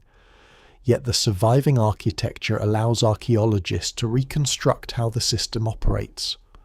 Water enters the upper channel, strikes the first wheel, continues downward through carefully engineered spillways and powers each successive mill. Gravity performs the work continuously, requiring minimal human effort beyond maintenance and supervision. The implications are profound. A complex like Barbegal demonstrates that Roman engineers are capable not merely of building isolated machines, but of designing integrated industrial systems. Multiple machines work together as coordinated units, transforming natural energy into sustained production. This represents a level of economic organization often overlooked when imagining the ancient world. Mining provides another remarkable window into forgotten machinery. Extracting valuable metals from deep underground presents immense engineering challenges. Water constantly floods tunnels. Ventilation becomes increasingly difficult. Ore must be transported upward from considerable depths. Human labor alone proves insufficient in many situations. Across parts of the Roman Empire, engineers respond with impressive mechanical solutions. At ancient mining sites in Spain, archaeologists discover evidence for sophisticated drainage systems employing large water wheels. Some mines contain sequences of wheels positioned one above another. Workers turn these wheels manually, lifting water gradually from lower levels until it can finally escape the mine. The arrangement resembles a giant staircase built not for people, but for water itself. The Rio Tinto mining district preserves particularly important evidence. Here, surviving remains indicate that multiple drainage wheels once operate simultaneously, allowing continuous mining at depths that would otherwise become impossible. Although many wooden components have disappeared, mineralized impressions and surviving structural elements reveal their original design with surprising clarity. Even more impressive are the hydraulic mining techniques employed in regions rich in gold deposits. At Las Medulas in northwestern Spain, Roman engineers reshape entire mountains using carefully controlled water. Massive reservoirs collect water high above the mining area. Networks of channels carry enormous volumes across difficult terrain. At carefully chosen moments, stored water is suddenly released into underground passages excavated beneath gold-bearing deposits. The resulting hydraulic force destabilizes entire hillsides, collapsing them in controlled fashion and exposing valuable ore for collection. This method, known from Roman descriptions as ruina montium or the wrecking of mountains, demonstrates engineering on an astonishing environmental scale. Modern aerial photography still reveals the scars left by these operations nearly 2,000 years later. The forgotten machine here is no longer a compact device of bronze gears. It becomes an entire landscape engineered to harness natural forces. Water also transforms agriculture. Large estates throughout different regions increasingly employ irrigation systems, incorporating channels, sluice gates, reservoirs, and water lifting devices. The Archimedean screw remains one important tool, but it is only part of a broader hydraulic network designed to maximize productivity in environments where seasonal rainfall cannot be trusted. In some areas, water-powered sawmills appear as well. One remarkable archaeological discovery from Hierapolis in present-day Turkey suggests the existence of a stone-cutting mill driven by water power. Surviving evidence indicates that rotary motion from a water wheel is converted into the back-and-forth movement needed to operate saw blades. Scholars still debate certain aspects of the reconstruction because parts of the mechanism remain missing, but the evidence strongly supports the existence of surprisingly sophisticated mechanical conversion systems. This discovery is particularly important because it demonstrates an advanced understanding of changing rotational movement into linear motion through mechanical linkage. Such concepts later become fundamental to numerous industrial machines. Urban infrastructure reveals additional hidden machinery. Public baths require enormous quantities of flowing water. Aqueducts maintain carefully controlled gradients over astonishing distances. Sewage systems rely upon predictable drainage. Grain warehouses employ lifting equipment. Harbours use cranes capable of loading and unloading ships carrying heavy cargoes from across the Mediterranean. None of these systems functions in isolation. Every successful city depends upon an interconnected web of mechanical solutions working quietly behind daily life. Citizens visiting markets may never see the pumps maintaining water supplies. Bakers receive flour without witnessing the mills producing it. Builders raise columns using cranes whose internal pulleys remain largely invisible to casual observers. Archaeology increasingly uncovers these forgotten systems because researchers now pay closer attention to subtle traces once dismissed as insignificant. A worn groove in stone may indicate centuries of rope movement. Iron stains reveal vanished machinery. Microscopic wear patterns expose repeated mechanical action. Advances in scientific analysis, including three-dimensional scanning, residue analysis, and experimental reconstruction, allow investigators to interpret evidence that earlier generations overlook entirely. The evidence remains incomplete and many questions persist. Exactly how widespread are certain technologies? Do they remain concentrated around wealthy regions, or are they more common than surviving evidence suggests? Organic materials continue frustrating archaeologists because they decay so readily. Entire categories of machinery may simply have vanished without leaving recognizable traces. Yet each new excavation strengthens the same conclusion. The ancient world is not merely a civilization of philosophers debating ideas beneath marble colonnades. It is also a civilization of engineers solving practical problems with remarkable creativity.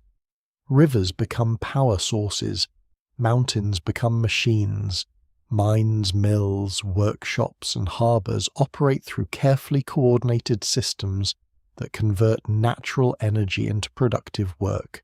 The forgotten machine hidden in the ancient world is therefore much larger than any single artifact. It extends beneath fields, inside quarries, along aqueducts, through mines, and across industrial landscapes whose moving parts have long since disappeared. Although wood has rotted, bronze has been melted down, and iron has rusted away, the marks left upon stone still preserve the memory of a civilization that understands how to make nature itself labor alongside humanity. Every remarkable discovery invites speculation. The more extraordinary an artifact appears, the more people are tempted to search for explanations beyond ordinary history.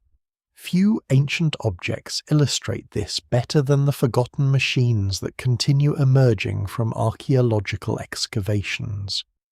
Precision gears, automated devices, complex water systems, and sophisticated astronomical instruments often inspire theories that reach far beyond the available evidence. The challenge facing historians is not simply to dismiss these ideas, but to separate genuine mystery from unsupported imagination. The Antikythera mechanism stands at the center of this debate. When detailed X-ray imaging reveals its intricate gear trains during the early 21st century, public fascination grows rapidly. Headlines describe it as an ancient computer, a phrase that captures attention while sometimes creating misunderstanding. In one sense, the comparison is useful. The mechanism performs calculations using mechanical components rather than electronic circuits. Turning its crank allows users to model astronomical cycles with remarkable sophistication. Yet the word computer also carries modern associations that can distort historical reality. The Antikythera mechanism is not programmable in the digital sense. It stores no electronic information, makes no independent decisions, and cannot perform unlimited calculations. It is an analog calculating instrument designed for specific astronomical purposes. Its brilliance lies precisely in how elegantly it accomplishes those limited tasks, using nothing more than gears, shafts, and carefully chosen mathematical ratios. Popular imagination rarely stops there. One frequently repeated claim suggests that the mechanism proves the existence of a forgotten industrial civilization whose achievements surpass everything known from antiquity. According to this narrative, advanced technologies flourish long before recorded history, only to vanish completely in some catastrophic event. Archaeological evidence does not support this conclusion.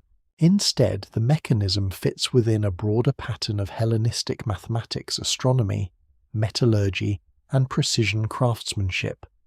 It is undoubtedly exceptional, but exceptional objects appear throughout history, without requiring entirely unknown civilizations. Masterpieces often survive even when most ordinary examples disappear. Another popular theory proposes that extraterrestrial visitors introduce advanced engineering knowledge to ancient humanity. Variations of this idea have circulated for decades, attaching themselves not only to the Antikythera mechanism, but also to pyramids, megalithic monuments, and numerous other archaeological sites. Mainstream archaeology rejects this explanation for a simple reason. There is no credible evidence requiring it. Every verified component of the mechanism can be understood using materials, mathematical knowledge, and manufacturing techniques available in the Hellenistic world. Bronze casting is well established. Gear cutting, while extremely demanding, proves achievable through experimental archaeology. Astronomical observations recorded by ancient scholars provide the necessary mathematical foundation. Nothing about the artifact demands technologies beyond documented human capabilities. In many ways, attributing such achievements to mysterious outsiders unintentionally diminishes the accomplishments of ancient engineers themselves. Their work becomes even more impressive when understood as the product of disciplined observation, skilled craftsmanship, and centuries of accumulated knowledge rather than supernatural intervention.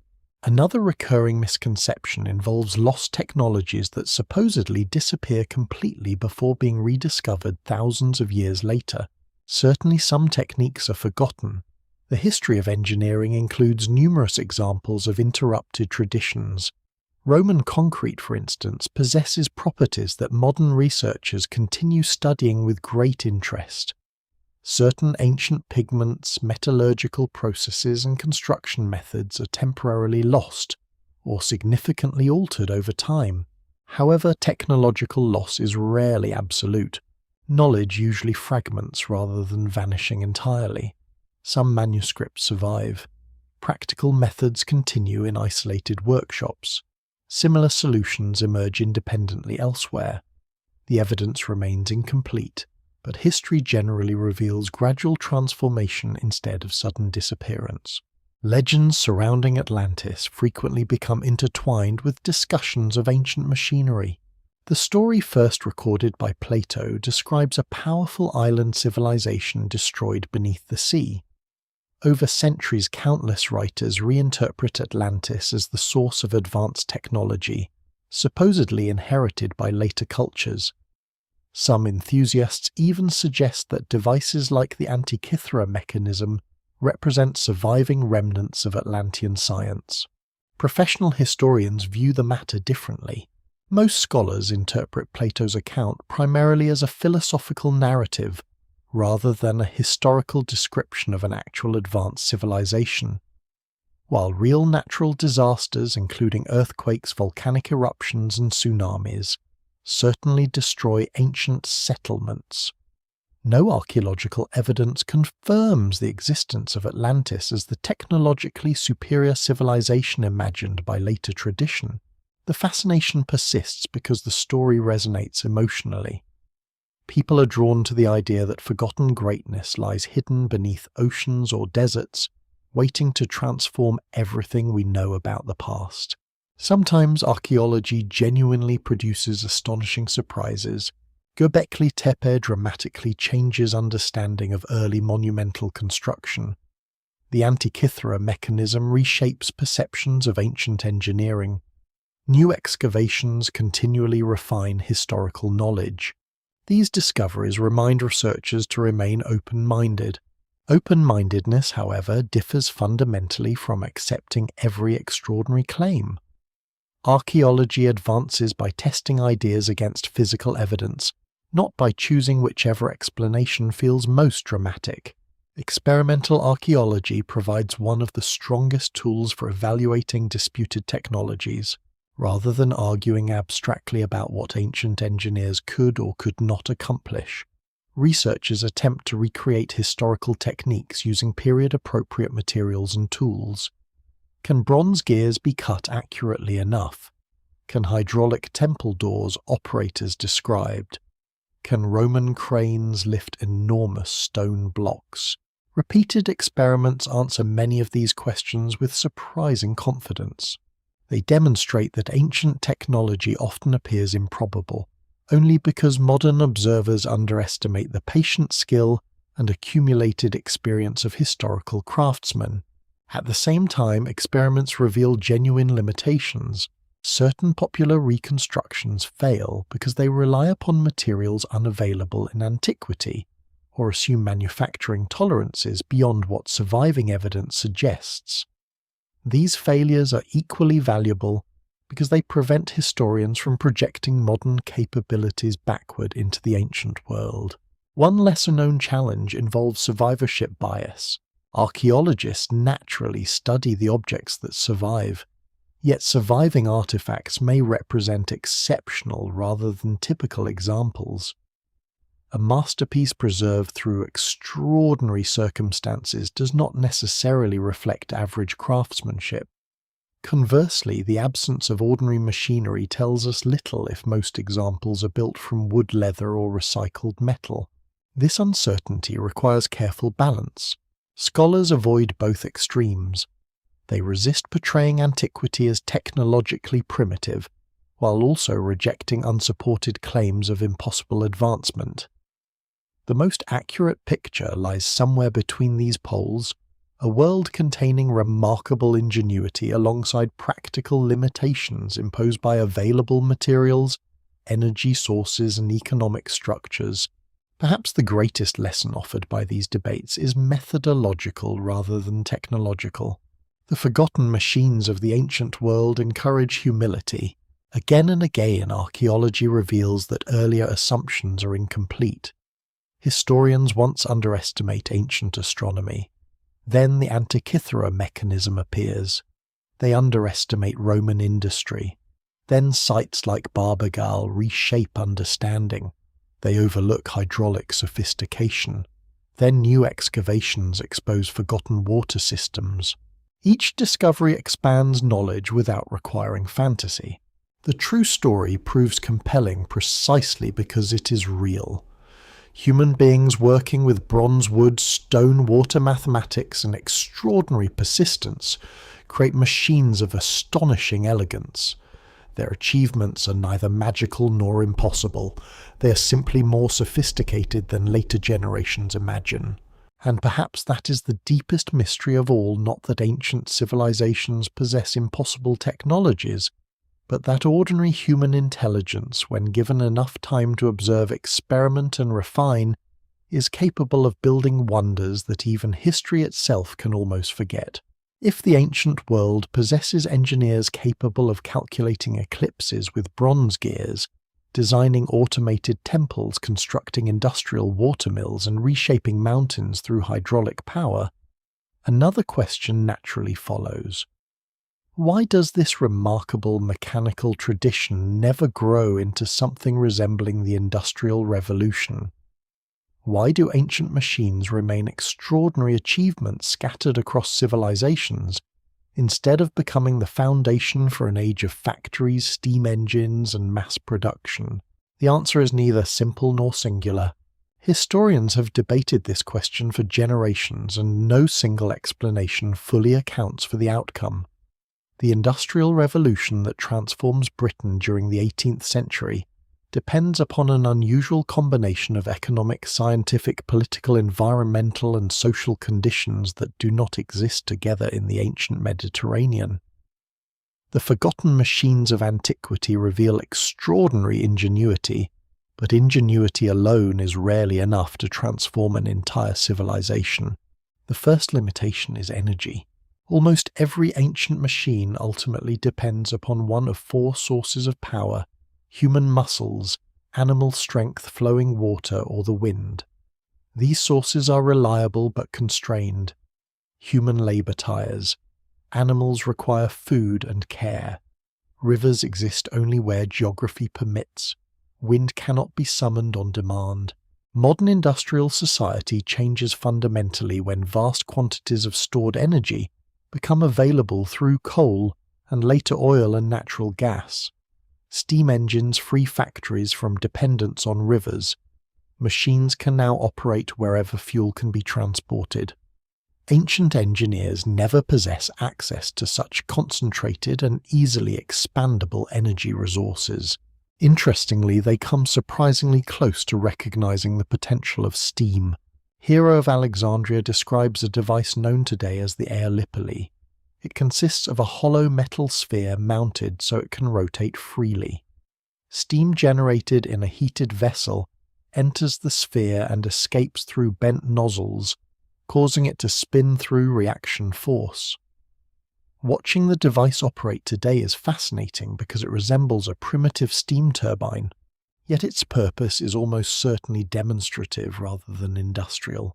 The Aeolipile shows that heated water can produce motion, but it generates little useful power. More importantly, there is no broader economic system demanding large-scale steam-driven machinery. Without efficient boilers, durable pressure vessels, precision metalworking on an industrial scale, and abundant fuel, the concept remains an ingenious curiosity rather than the beginning of a technological revolution. Materials impose another important constraint. Ancient metallurgy reaches remarkable levels, especially in bronze and wrought iron, but producing large quantities of precisely manufactured metal components remains expensive. Every gear shaft, bearing, and fitting requires skilled labor, interchangeable parts. One of the defining features of modern industry do not yet exist in any widespread form. As a result, sophisticated machines are often unique creations. Each device must be individually crafted, adjusted, and maintained by experienced artisans familiar with its particular construction. If an essential component breaks, replacing it may require returning to the original workshop or finding another craftsman possessing comparable expertise. This limits both production and distribution. Economic structure also matters profoundly. Much of the ancient economy relies upon abundant human labor, including enslaved workers in many societies. This uncomfortable historical reality shapes technological development in complicated ways. Historians disagree about the precise relationship between slavery and innovation, but there is broad agreement that readily available labor reduces some incentives for developing labor-saving machinery.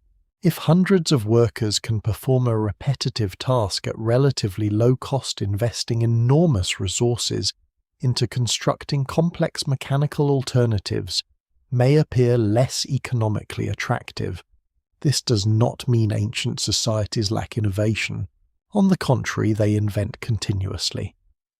But innovation often targets military engineering, monumental architecture, water management, transportation, and elite patronage, rather than replacing every form of manual labor.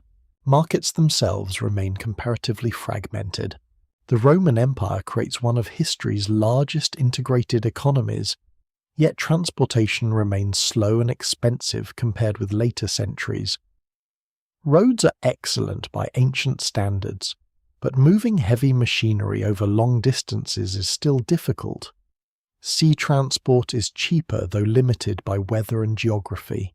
These logistical realities influence manufacturing. A workshop generally serves regional rather than global demand. There is little reason to build enormous factories capable of producing millions of identical products when distribution networks cannot efficiently support such scale. Scientific culture presents another fascinating contrast. Ancient mathematicians achieve extraordinary intellectual successes. Euclid systematizes geometry. Archimedes explores mechanics and buoyancy. Astronomers develop increasingly accurate models of celestial motion. Yet systematic experimental science in the modern sense remains relatively limited. Observation and reasoning flourish, but standardized experimental methods linking theoretical research directly to industrial application develop much more slowly.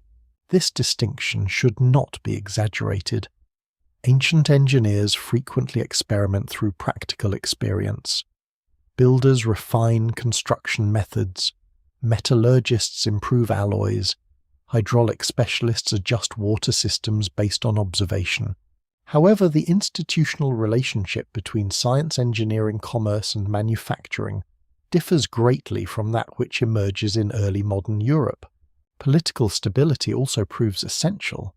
Complex technologies require long-term investment. Workshops need predictable access to materials. Trade routes must remain secure. Skilled apprentices require years of uninterrupted training. Ancient civilizations certainly enjoy periods of remarkable stability, especially under Roman administration. Yet repeated cycles of warfare, succession crises, invasions, epidemics, and regional economic disruption repeatedly interrupt technological continuity. Even small interruptions matter. A workshop producing precision instruments cannot simply resume after decades of inactivity if experienced masters have died and specialized tools have disappeared. Communication creates another hidden barrier. Today, an engineering breakthrough can spread worldwide within hours. In antiquity, new ideas travel at the speed of ships, horses, and handwritten manuscripts. A brilliant invention developed in one city may never reach another region before political circumstances change entirely. The evidence remains incomplete, but archaeology suggests that many remarkable devices remain geographically concentrated rather than universally adopted. Culture also shapes innovation in subtle ways. Ancient engineers often pursue beauty, harmony, spectacle, and intellectual elegance alongside practical efficiency. A sophisticated astronomical mechanism serves educational and philosophical purposes as much as commercial ones. Temple automata reinforce religious experience. Mechanical theatres entertain elite audiences. Modern industrialization, by contrast, increasingly prioritizes productivity, standardization, and continuous expansion. Neither approach is inherently superior. They simply reflect different social priorities. One of the most surprising conclusions reached by many historians is that the ancient world may actually stand closer to sustained mechanical development than earlier generations believe. The gap separating the Antikythera mechanism from later medieval clocks is not one of intelligence. It is a gap created by fragile historical continuity. Had different economic, political, and environmental conditions aligned over several centuries, ancient engineering might have followed a very different trajectory. Such possibilities remain speculative, and scholars are careful not to rewrite history through hindsight. What survives in the record suggests only that multiple futures are often possible until events gradually narrow the available paths. The forgotten machines of antiquity therefore reveal both extraordinary achievement and profound limitation.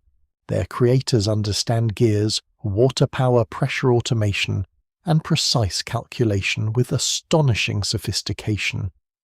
Yet even the finest machine cannot transform civilization alone. Every invention depends upon the society surrounding it, its resources, institutions, education economy, and willingness to preserve knowledge across generations. The Industrial Revolution does not fail to happen because ancient engineers lack imagination. It fails to happen because history requires far more than brilliant ideas. It requires countless invisible conditions turning together like perfectly meshed gears.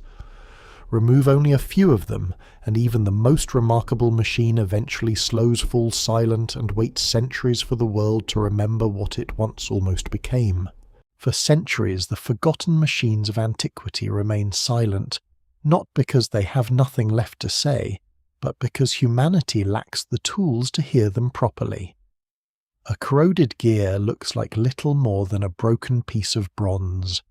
A stone channel appears to be an ordinary drainage ditch.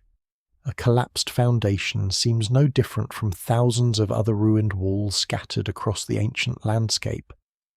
Only gradually does modern science develop methods capable of revealing the hidden complexity concealed inside these fragments. The rediscovery of ancient engineering is therefore not the story of one spectacular excavation. It is the story of archaeology itself becoming increasingly sophisticated. Early excavators often focus on statues, inscriptions, jewelry, and monumental architecture. These objects are visually impressive, easier to recognize, and more attractive to museums and collectors. Small mechanical fragments receive far less attention. Rusted iron pieces are sometimes discarded. Corroded bronze components are catalogued without fully understanding their original function. Organic remains, where preserved, may deteriorate before appropriate conservation techniques become available. As archaeological methods improve during the 20th century, priorities begin to shift. Researchers increasingly recognize that ordinary objects often reveal far more about daily life than monumental art alone. Workshops, mills, mines, warehouses, drainage systems, and manufacturing sites become important subjects of investigation. Engineers, materials, scientists, chemists, and physicists join excavation teams, bringing new perspectives that complement traditional historical analysis.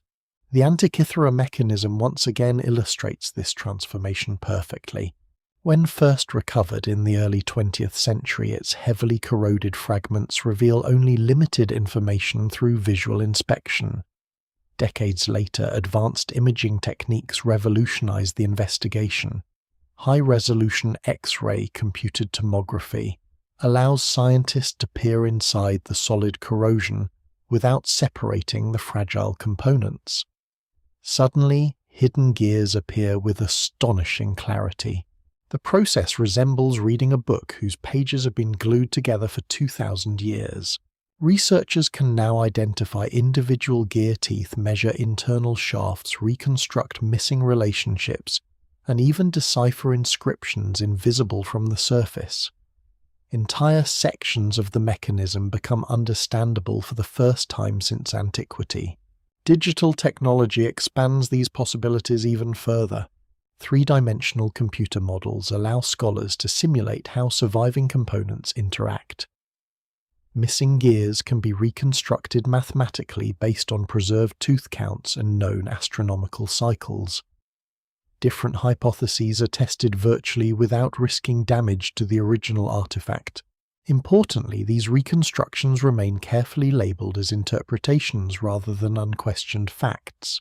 Scholars still debate certain aspects of the mechanism's design because significant portions remain missing. Responsible research distinguishes clearly between components supported directly by surviving evidence and those inferred through engineering analysis. This careful balance between confidence and uncertainty defines modern archaeology at its best. Experimental archaeology provides another powerful approach. Instead of relying solely upon theoretical discussion, researchers attempt to reproduce ancient machines using historically appropriate tools and materials. Bronze is cast using reconstructed furnaces. Gears are cut by hand. Water wheels are rebuilt according to archaeological evidence. Roman cranes lift stone blocks using replica pulley systems. These experiments answer practical questions that written sources alone cannot resolve. Could ancient craftsmen really achieve such precise gear teeth without modern machinery? Repeated experiments demonstrate that they could, although the process requires extraordinary patience and highly developed skill. Could water-powered sawmills operate effectively using reconstructed mechanical linkages? Again, carefully designed reconstructions suggest that they can. How efficiently do Roman cranes function under realistic working conditions? Modern testing confirms that compound pulley systems dramatically increase lifting capability, validating descriptions that once seemed overly optimistic. Experimental archaeology occasionally overturns long-standing assumptions. A mechanism previously dismissed as impractical suddenly works remarkably well when reconstructed accurately. Conversely, popular theories sometimes fail completely because they depend upon materials tolerances or engineering principles unsupported by archaeological evidence. Microscopic analysis contributes another layer of understanding. Under powerful microscopes, metal surfaces preserve tiny scratches created during manufacturing. Wear patterns reveal how moving parts interact over years of operation. Stone channels display erosion, indicating water flow rates. Residues trapped inside vessels identify lubricants, pigments, plant materials, or mineral deposits associated with mechanical systems. These details may appear insignificant individually. Together, they allow researchers to reconstruct entire technological processes with surprising confidence. Materials science has become especially valuable. By analyzing the chemical composition of ancient bronze, scientists determine how different alloys are produced and why certain mixtures are selected for particular purposes. Trace elements reveal ore sources, helping reconstruct long-distance trade networks, supplying specialized workshops. Even corrosion becomes informative. The way bronze deteriorates over centuries often preserves internal structures lost in better preserved metals. Corrosion products sometimes capture microscopic impressions of vanished wooden components, leather seals, or textile fibers once associated with machinery. Remote sensing technologies continue expanding archaeological possibilities. Ground-penetrating radar detects buried structures without excavation. Magnetometry identifies furnaces, kilns, and industrial activity hidden beneath agricultural fields. Airborne laser scanning reveals ancient water channels concealed beneath forests. Satellite imagery identifies forgotten mining landscapes stretching across entire regions. Many discoveries occur not through dramatic excavation, but through careful interpretation of subtle patterns visible only from above. Artificial intelligence has recently begun assisting researchers as well. Machine learning systems analyze enormous collections of archaeological data, identifying relationships that might otherwise remain unnoticed. Digital pattern recognition helps decipher damaged inscriptions. Automated comparison of artifact shapes identifies manufacturing traditions shared across distant sites. These technologies do not replace human expertise. Instead, they allow archaeologists to ask more ambitious questions while processing evidence on unprecedented scales. International collaboration has also transformed the field. The study of ancient machinery now brings together historians, engineers, astronomers, metallurgists, conservators, computer scientists, architects, and experimental craftsmen from around the world. A single artifact may require expertise spanning multiple disciplines before its significance becomes fully understood. This collaborative approach reflects the complexity of the machines themselves. No individual specialist possesses every necessary skill. Understanding an astronomical calculator demands knowledge of mathematics, Greek language metallurgy, precision manufacturing, ancient history, and celestial mechanics simultaneously. The evidence remains incomplete despite all these advances. Thousands of archaeological sites remain unexplored. Many excavated artifacts await modern re-examination, using techniques unavailable when they were first discovered. Museum storage rooms contain countless unidentified fragments whose importance may not yet be recognized. Every new excavation, therefore, carries genuine potential for surprise. Another sophisticated mechanism may still rest beneath Mediterranean sediments. A forgotten workshop may lie buried beneath a modern city. Additional manuscripts may survive in overlooked collections. History continues expanding with each carefully documented discovery. Perhaps the greatest lesson of modern archaeology is one of humility.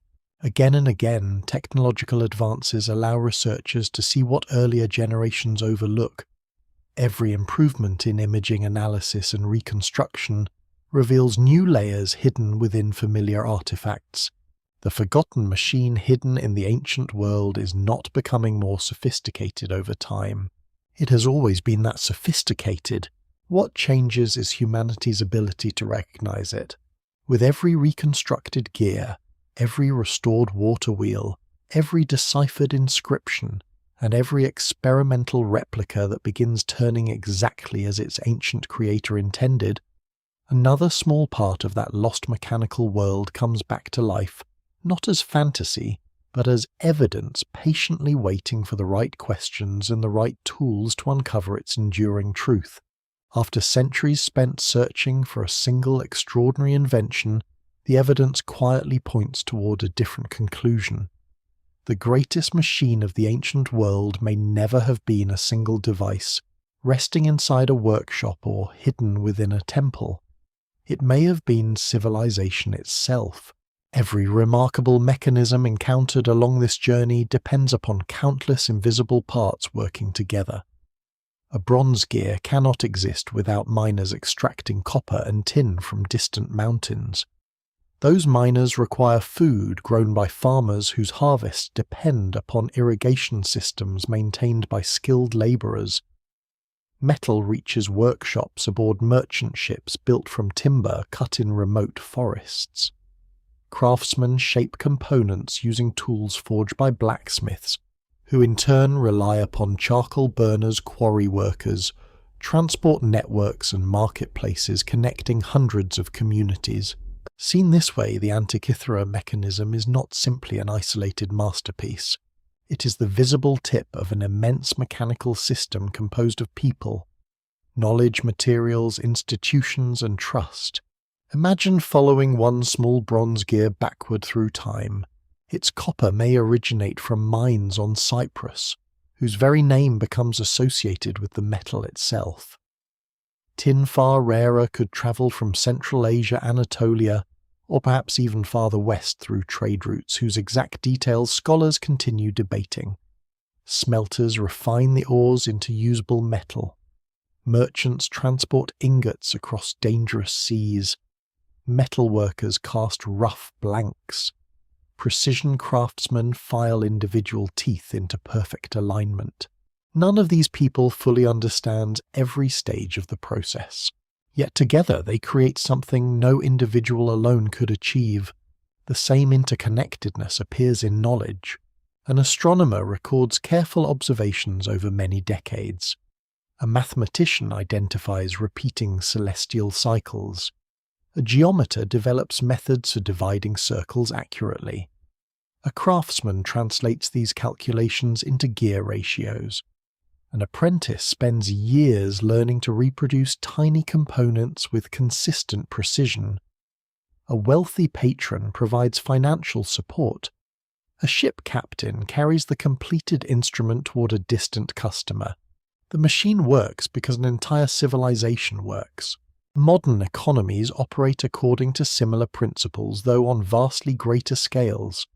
A smartphone contains materials mined across multiple continents, components manufactured in different countries, software written by thousands of programmers, and scientific discovery accumulated over centuries. No single individual fully comprehends every process involved in its creation. The ancient world functions in much the same way, only through slower networks and smaller scales. This perspective helps explain why technological traditions prove so fragile. People often imagine knowledge as something stored primarily inside books. Certainly manuscripts are important. Yet much practical engineering exists outside written language entirely. It lives in habits, gestures, trained eyesight, muscle memory, and workshop routines refined over generations. Consider a master gear cutter. Asked how he knows a tooth is shaped correctly, he may struggle to provide a complete verbal explanation. Years of experience allow him to recognize subtle imperfections instantly. His apprentice gradually develops the same judgment through observation and repetition rather than written instruction. Such knowledge is extraordinarily valuable. It is also extraordinarily vulnerable. If the workshop closes before enough apprentices master these techniques, centuries of accumulated experience may disappear despite every surviving manuscript. Archaeologists increasingly refer to this as tacit knowledge, the understanding that exists within skilled practice rather than formal documentation. The forgotten machines of antiquity depend heavily upon it. This realization changes how historians interpret archaeological silence. The absence of surviving mechanisms no longer suggests technological simplicity. Instead, it may indicate that the social networks preserving tacit knowledge have dissolved. Economic systems form another essential component of civilization's hidden machinery. A city flourishes only when food arrives consistently. Food arrives because transportation functions. Transportation depends upon roads, harbors, bridges, and political stability. Taxes support maintenance, administrators organize labor, surveyors measure land accurately. Every successful harvest, every repaired aqueduct, and every functioning marketplace becomes another rotating gear inside the larger machine of society. Religion, too, participates in this system. Temples commission skilled artisans. Festivals stimulate commerce. Calendars regulate agricultural rhythms through astronomical observation. Sacred institutions preserve certain forms of literacy and administration across generations. Political authority contributes another indispensable layer. Governments capable of maintaining secure trade routes encourage specialization. Craftsmen invest years mastering difficult techniques because stable markets reward expertise. Wealthy patrons finance ambitious projects whose immediate practical value may be limited but whose long-term influence proves enormous. When these supporting structures weaken, technological decline often follows, not because people suddenly become less intelligent, but because civilization's larger machine begins losing synchronization. History repeatedly demonstrates this pattern. The collapse of Bronze Age trade networks around the Eastern Mediterranean interrupts metal supplies across enormous distances. The decline of Western Roman administration affects roads taxation and regional commerce. Epidemics reduce skilled populations. Wars fragment economic systems. None of these events destroys knowledge individually. Together, they gradually separate the interconnected gears that once allow remarkable innovation to flourish. One of the most striking insights emerging from recent archaeology is that complexity itself creates vulnerability. Simple tools survive disruption relatively easily. A wooden hoe can be reproduced with limited resources. Basic pottery continues through periods of instability. Sophisticated machines are different.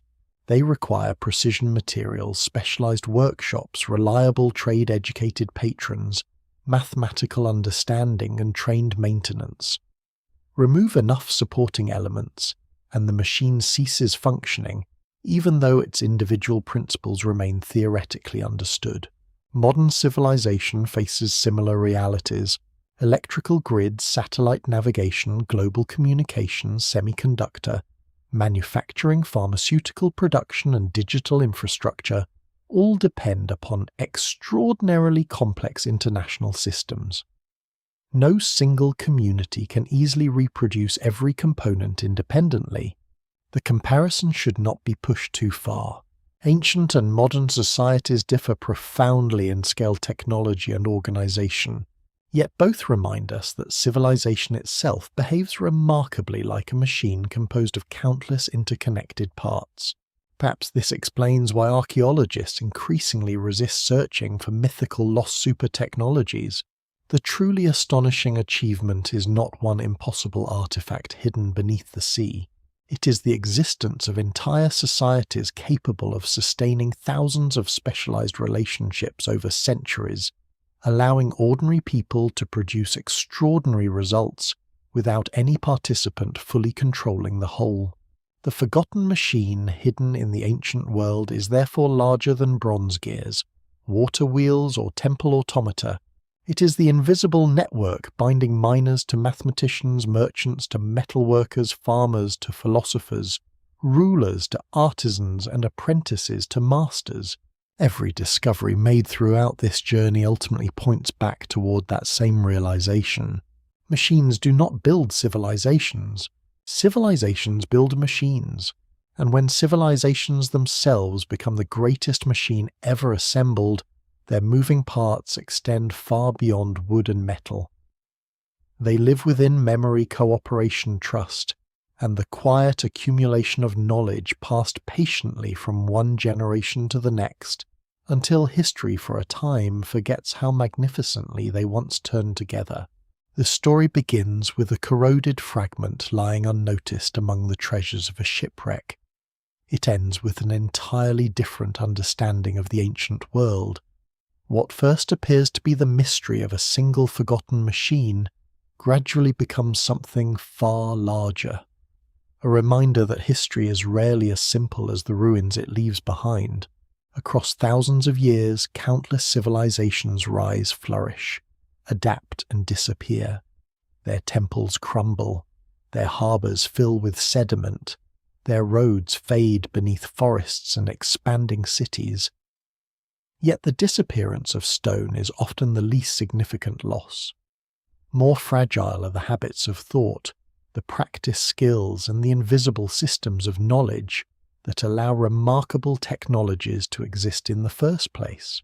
Looking back from the modern world, it is tempting to imagine technological progress as an uninterrupted ascent. Each generation inherits the discoveries of those before it, adds new innovations, and passes everything forward intact. The forgotten machines of antiquity tell a quieter and more complicated story. Knowledge can advance. Knowledge can also stall. Sometimes it fragments.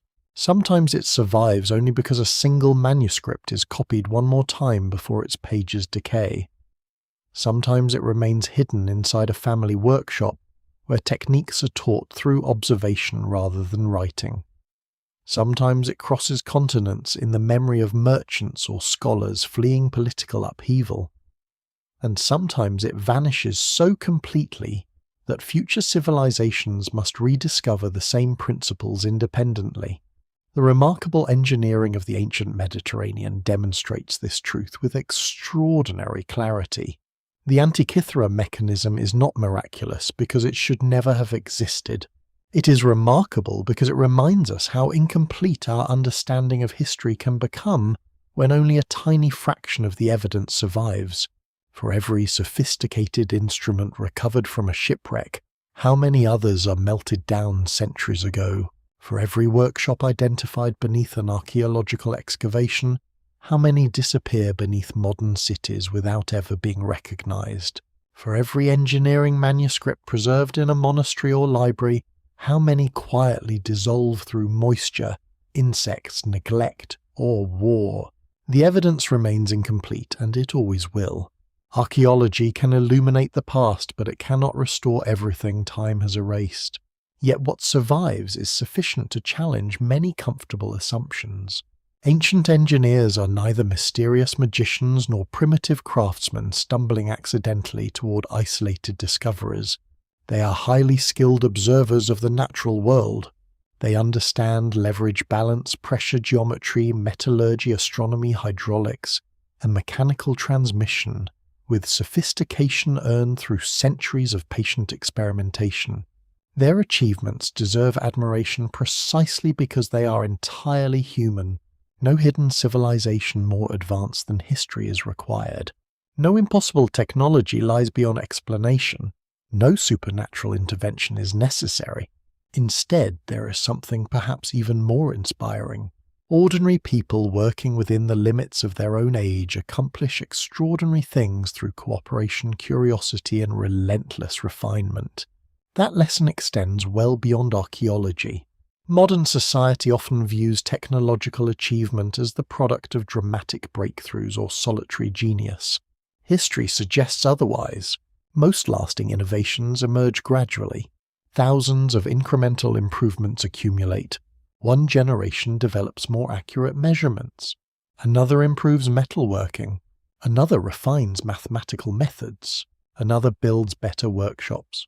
Eventually, those separate advances intersect, allowing machines to appear that seem astonishing to anyone unaware of the centuries of preparation hidden beneath them. The forgotten machines of antiquity embody exactly this process. They are not isolated miracles. They are the visible expression of invisible continuity. Perhaps that continuity explains why modern researchers remain so excited by every new archaeological discovery. Each excavation carries the possibility of recovering another missing connection. A single gear may reveal an unknown workshop.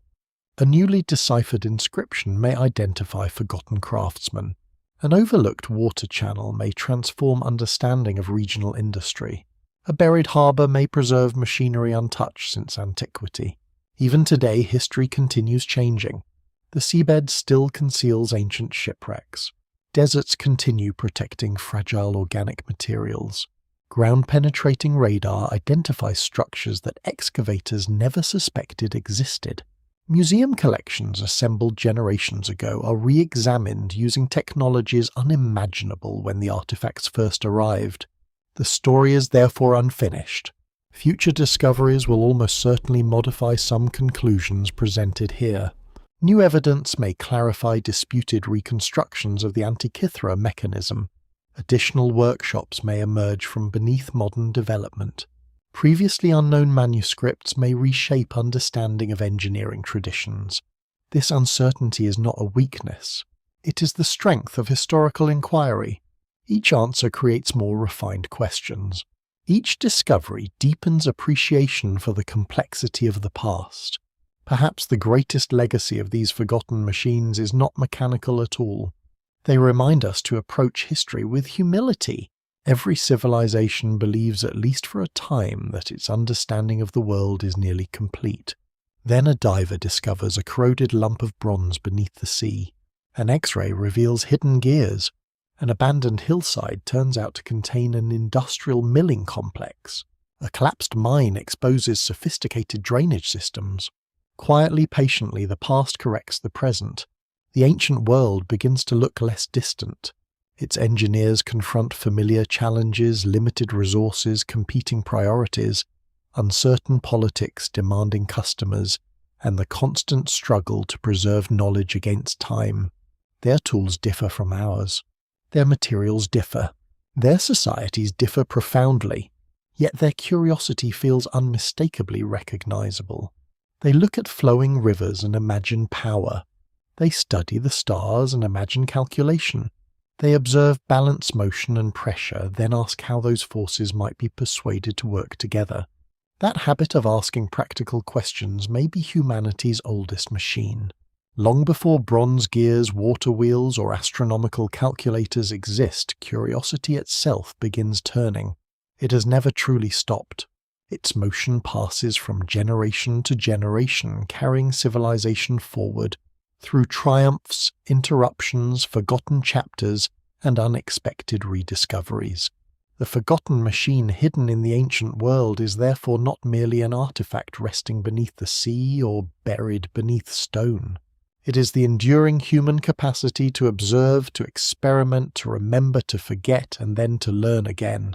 That machine continues turning today just as surely as it does 2,000 years ago, linking distant civilizations through a shared determination to understand the world a little better than those who come before.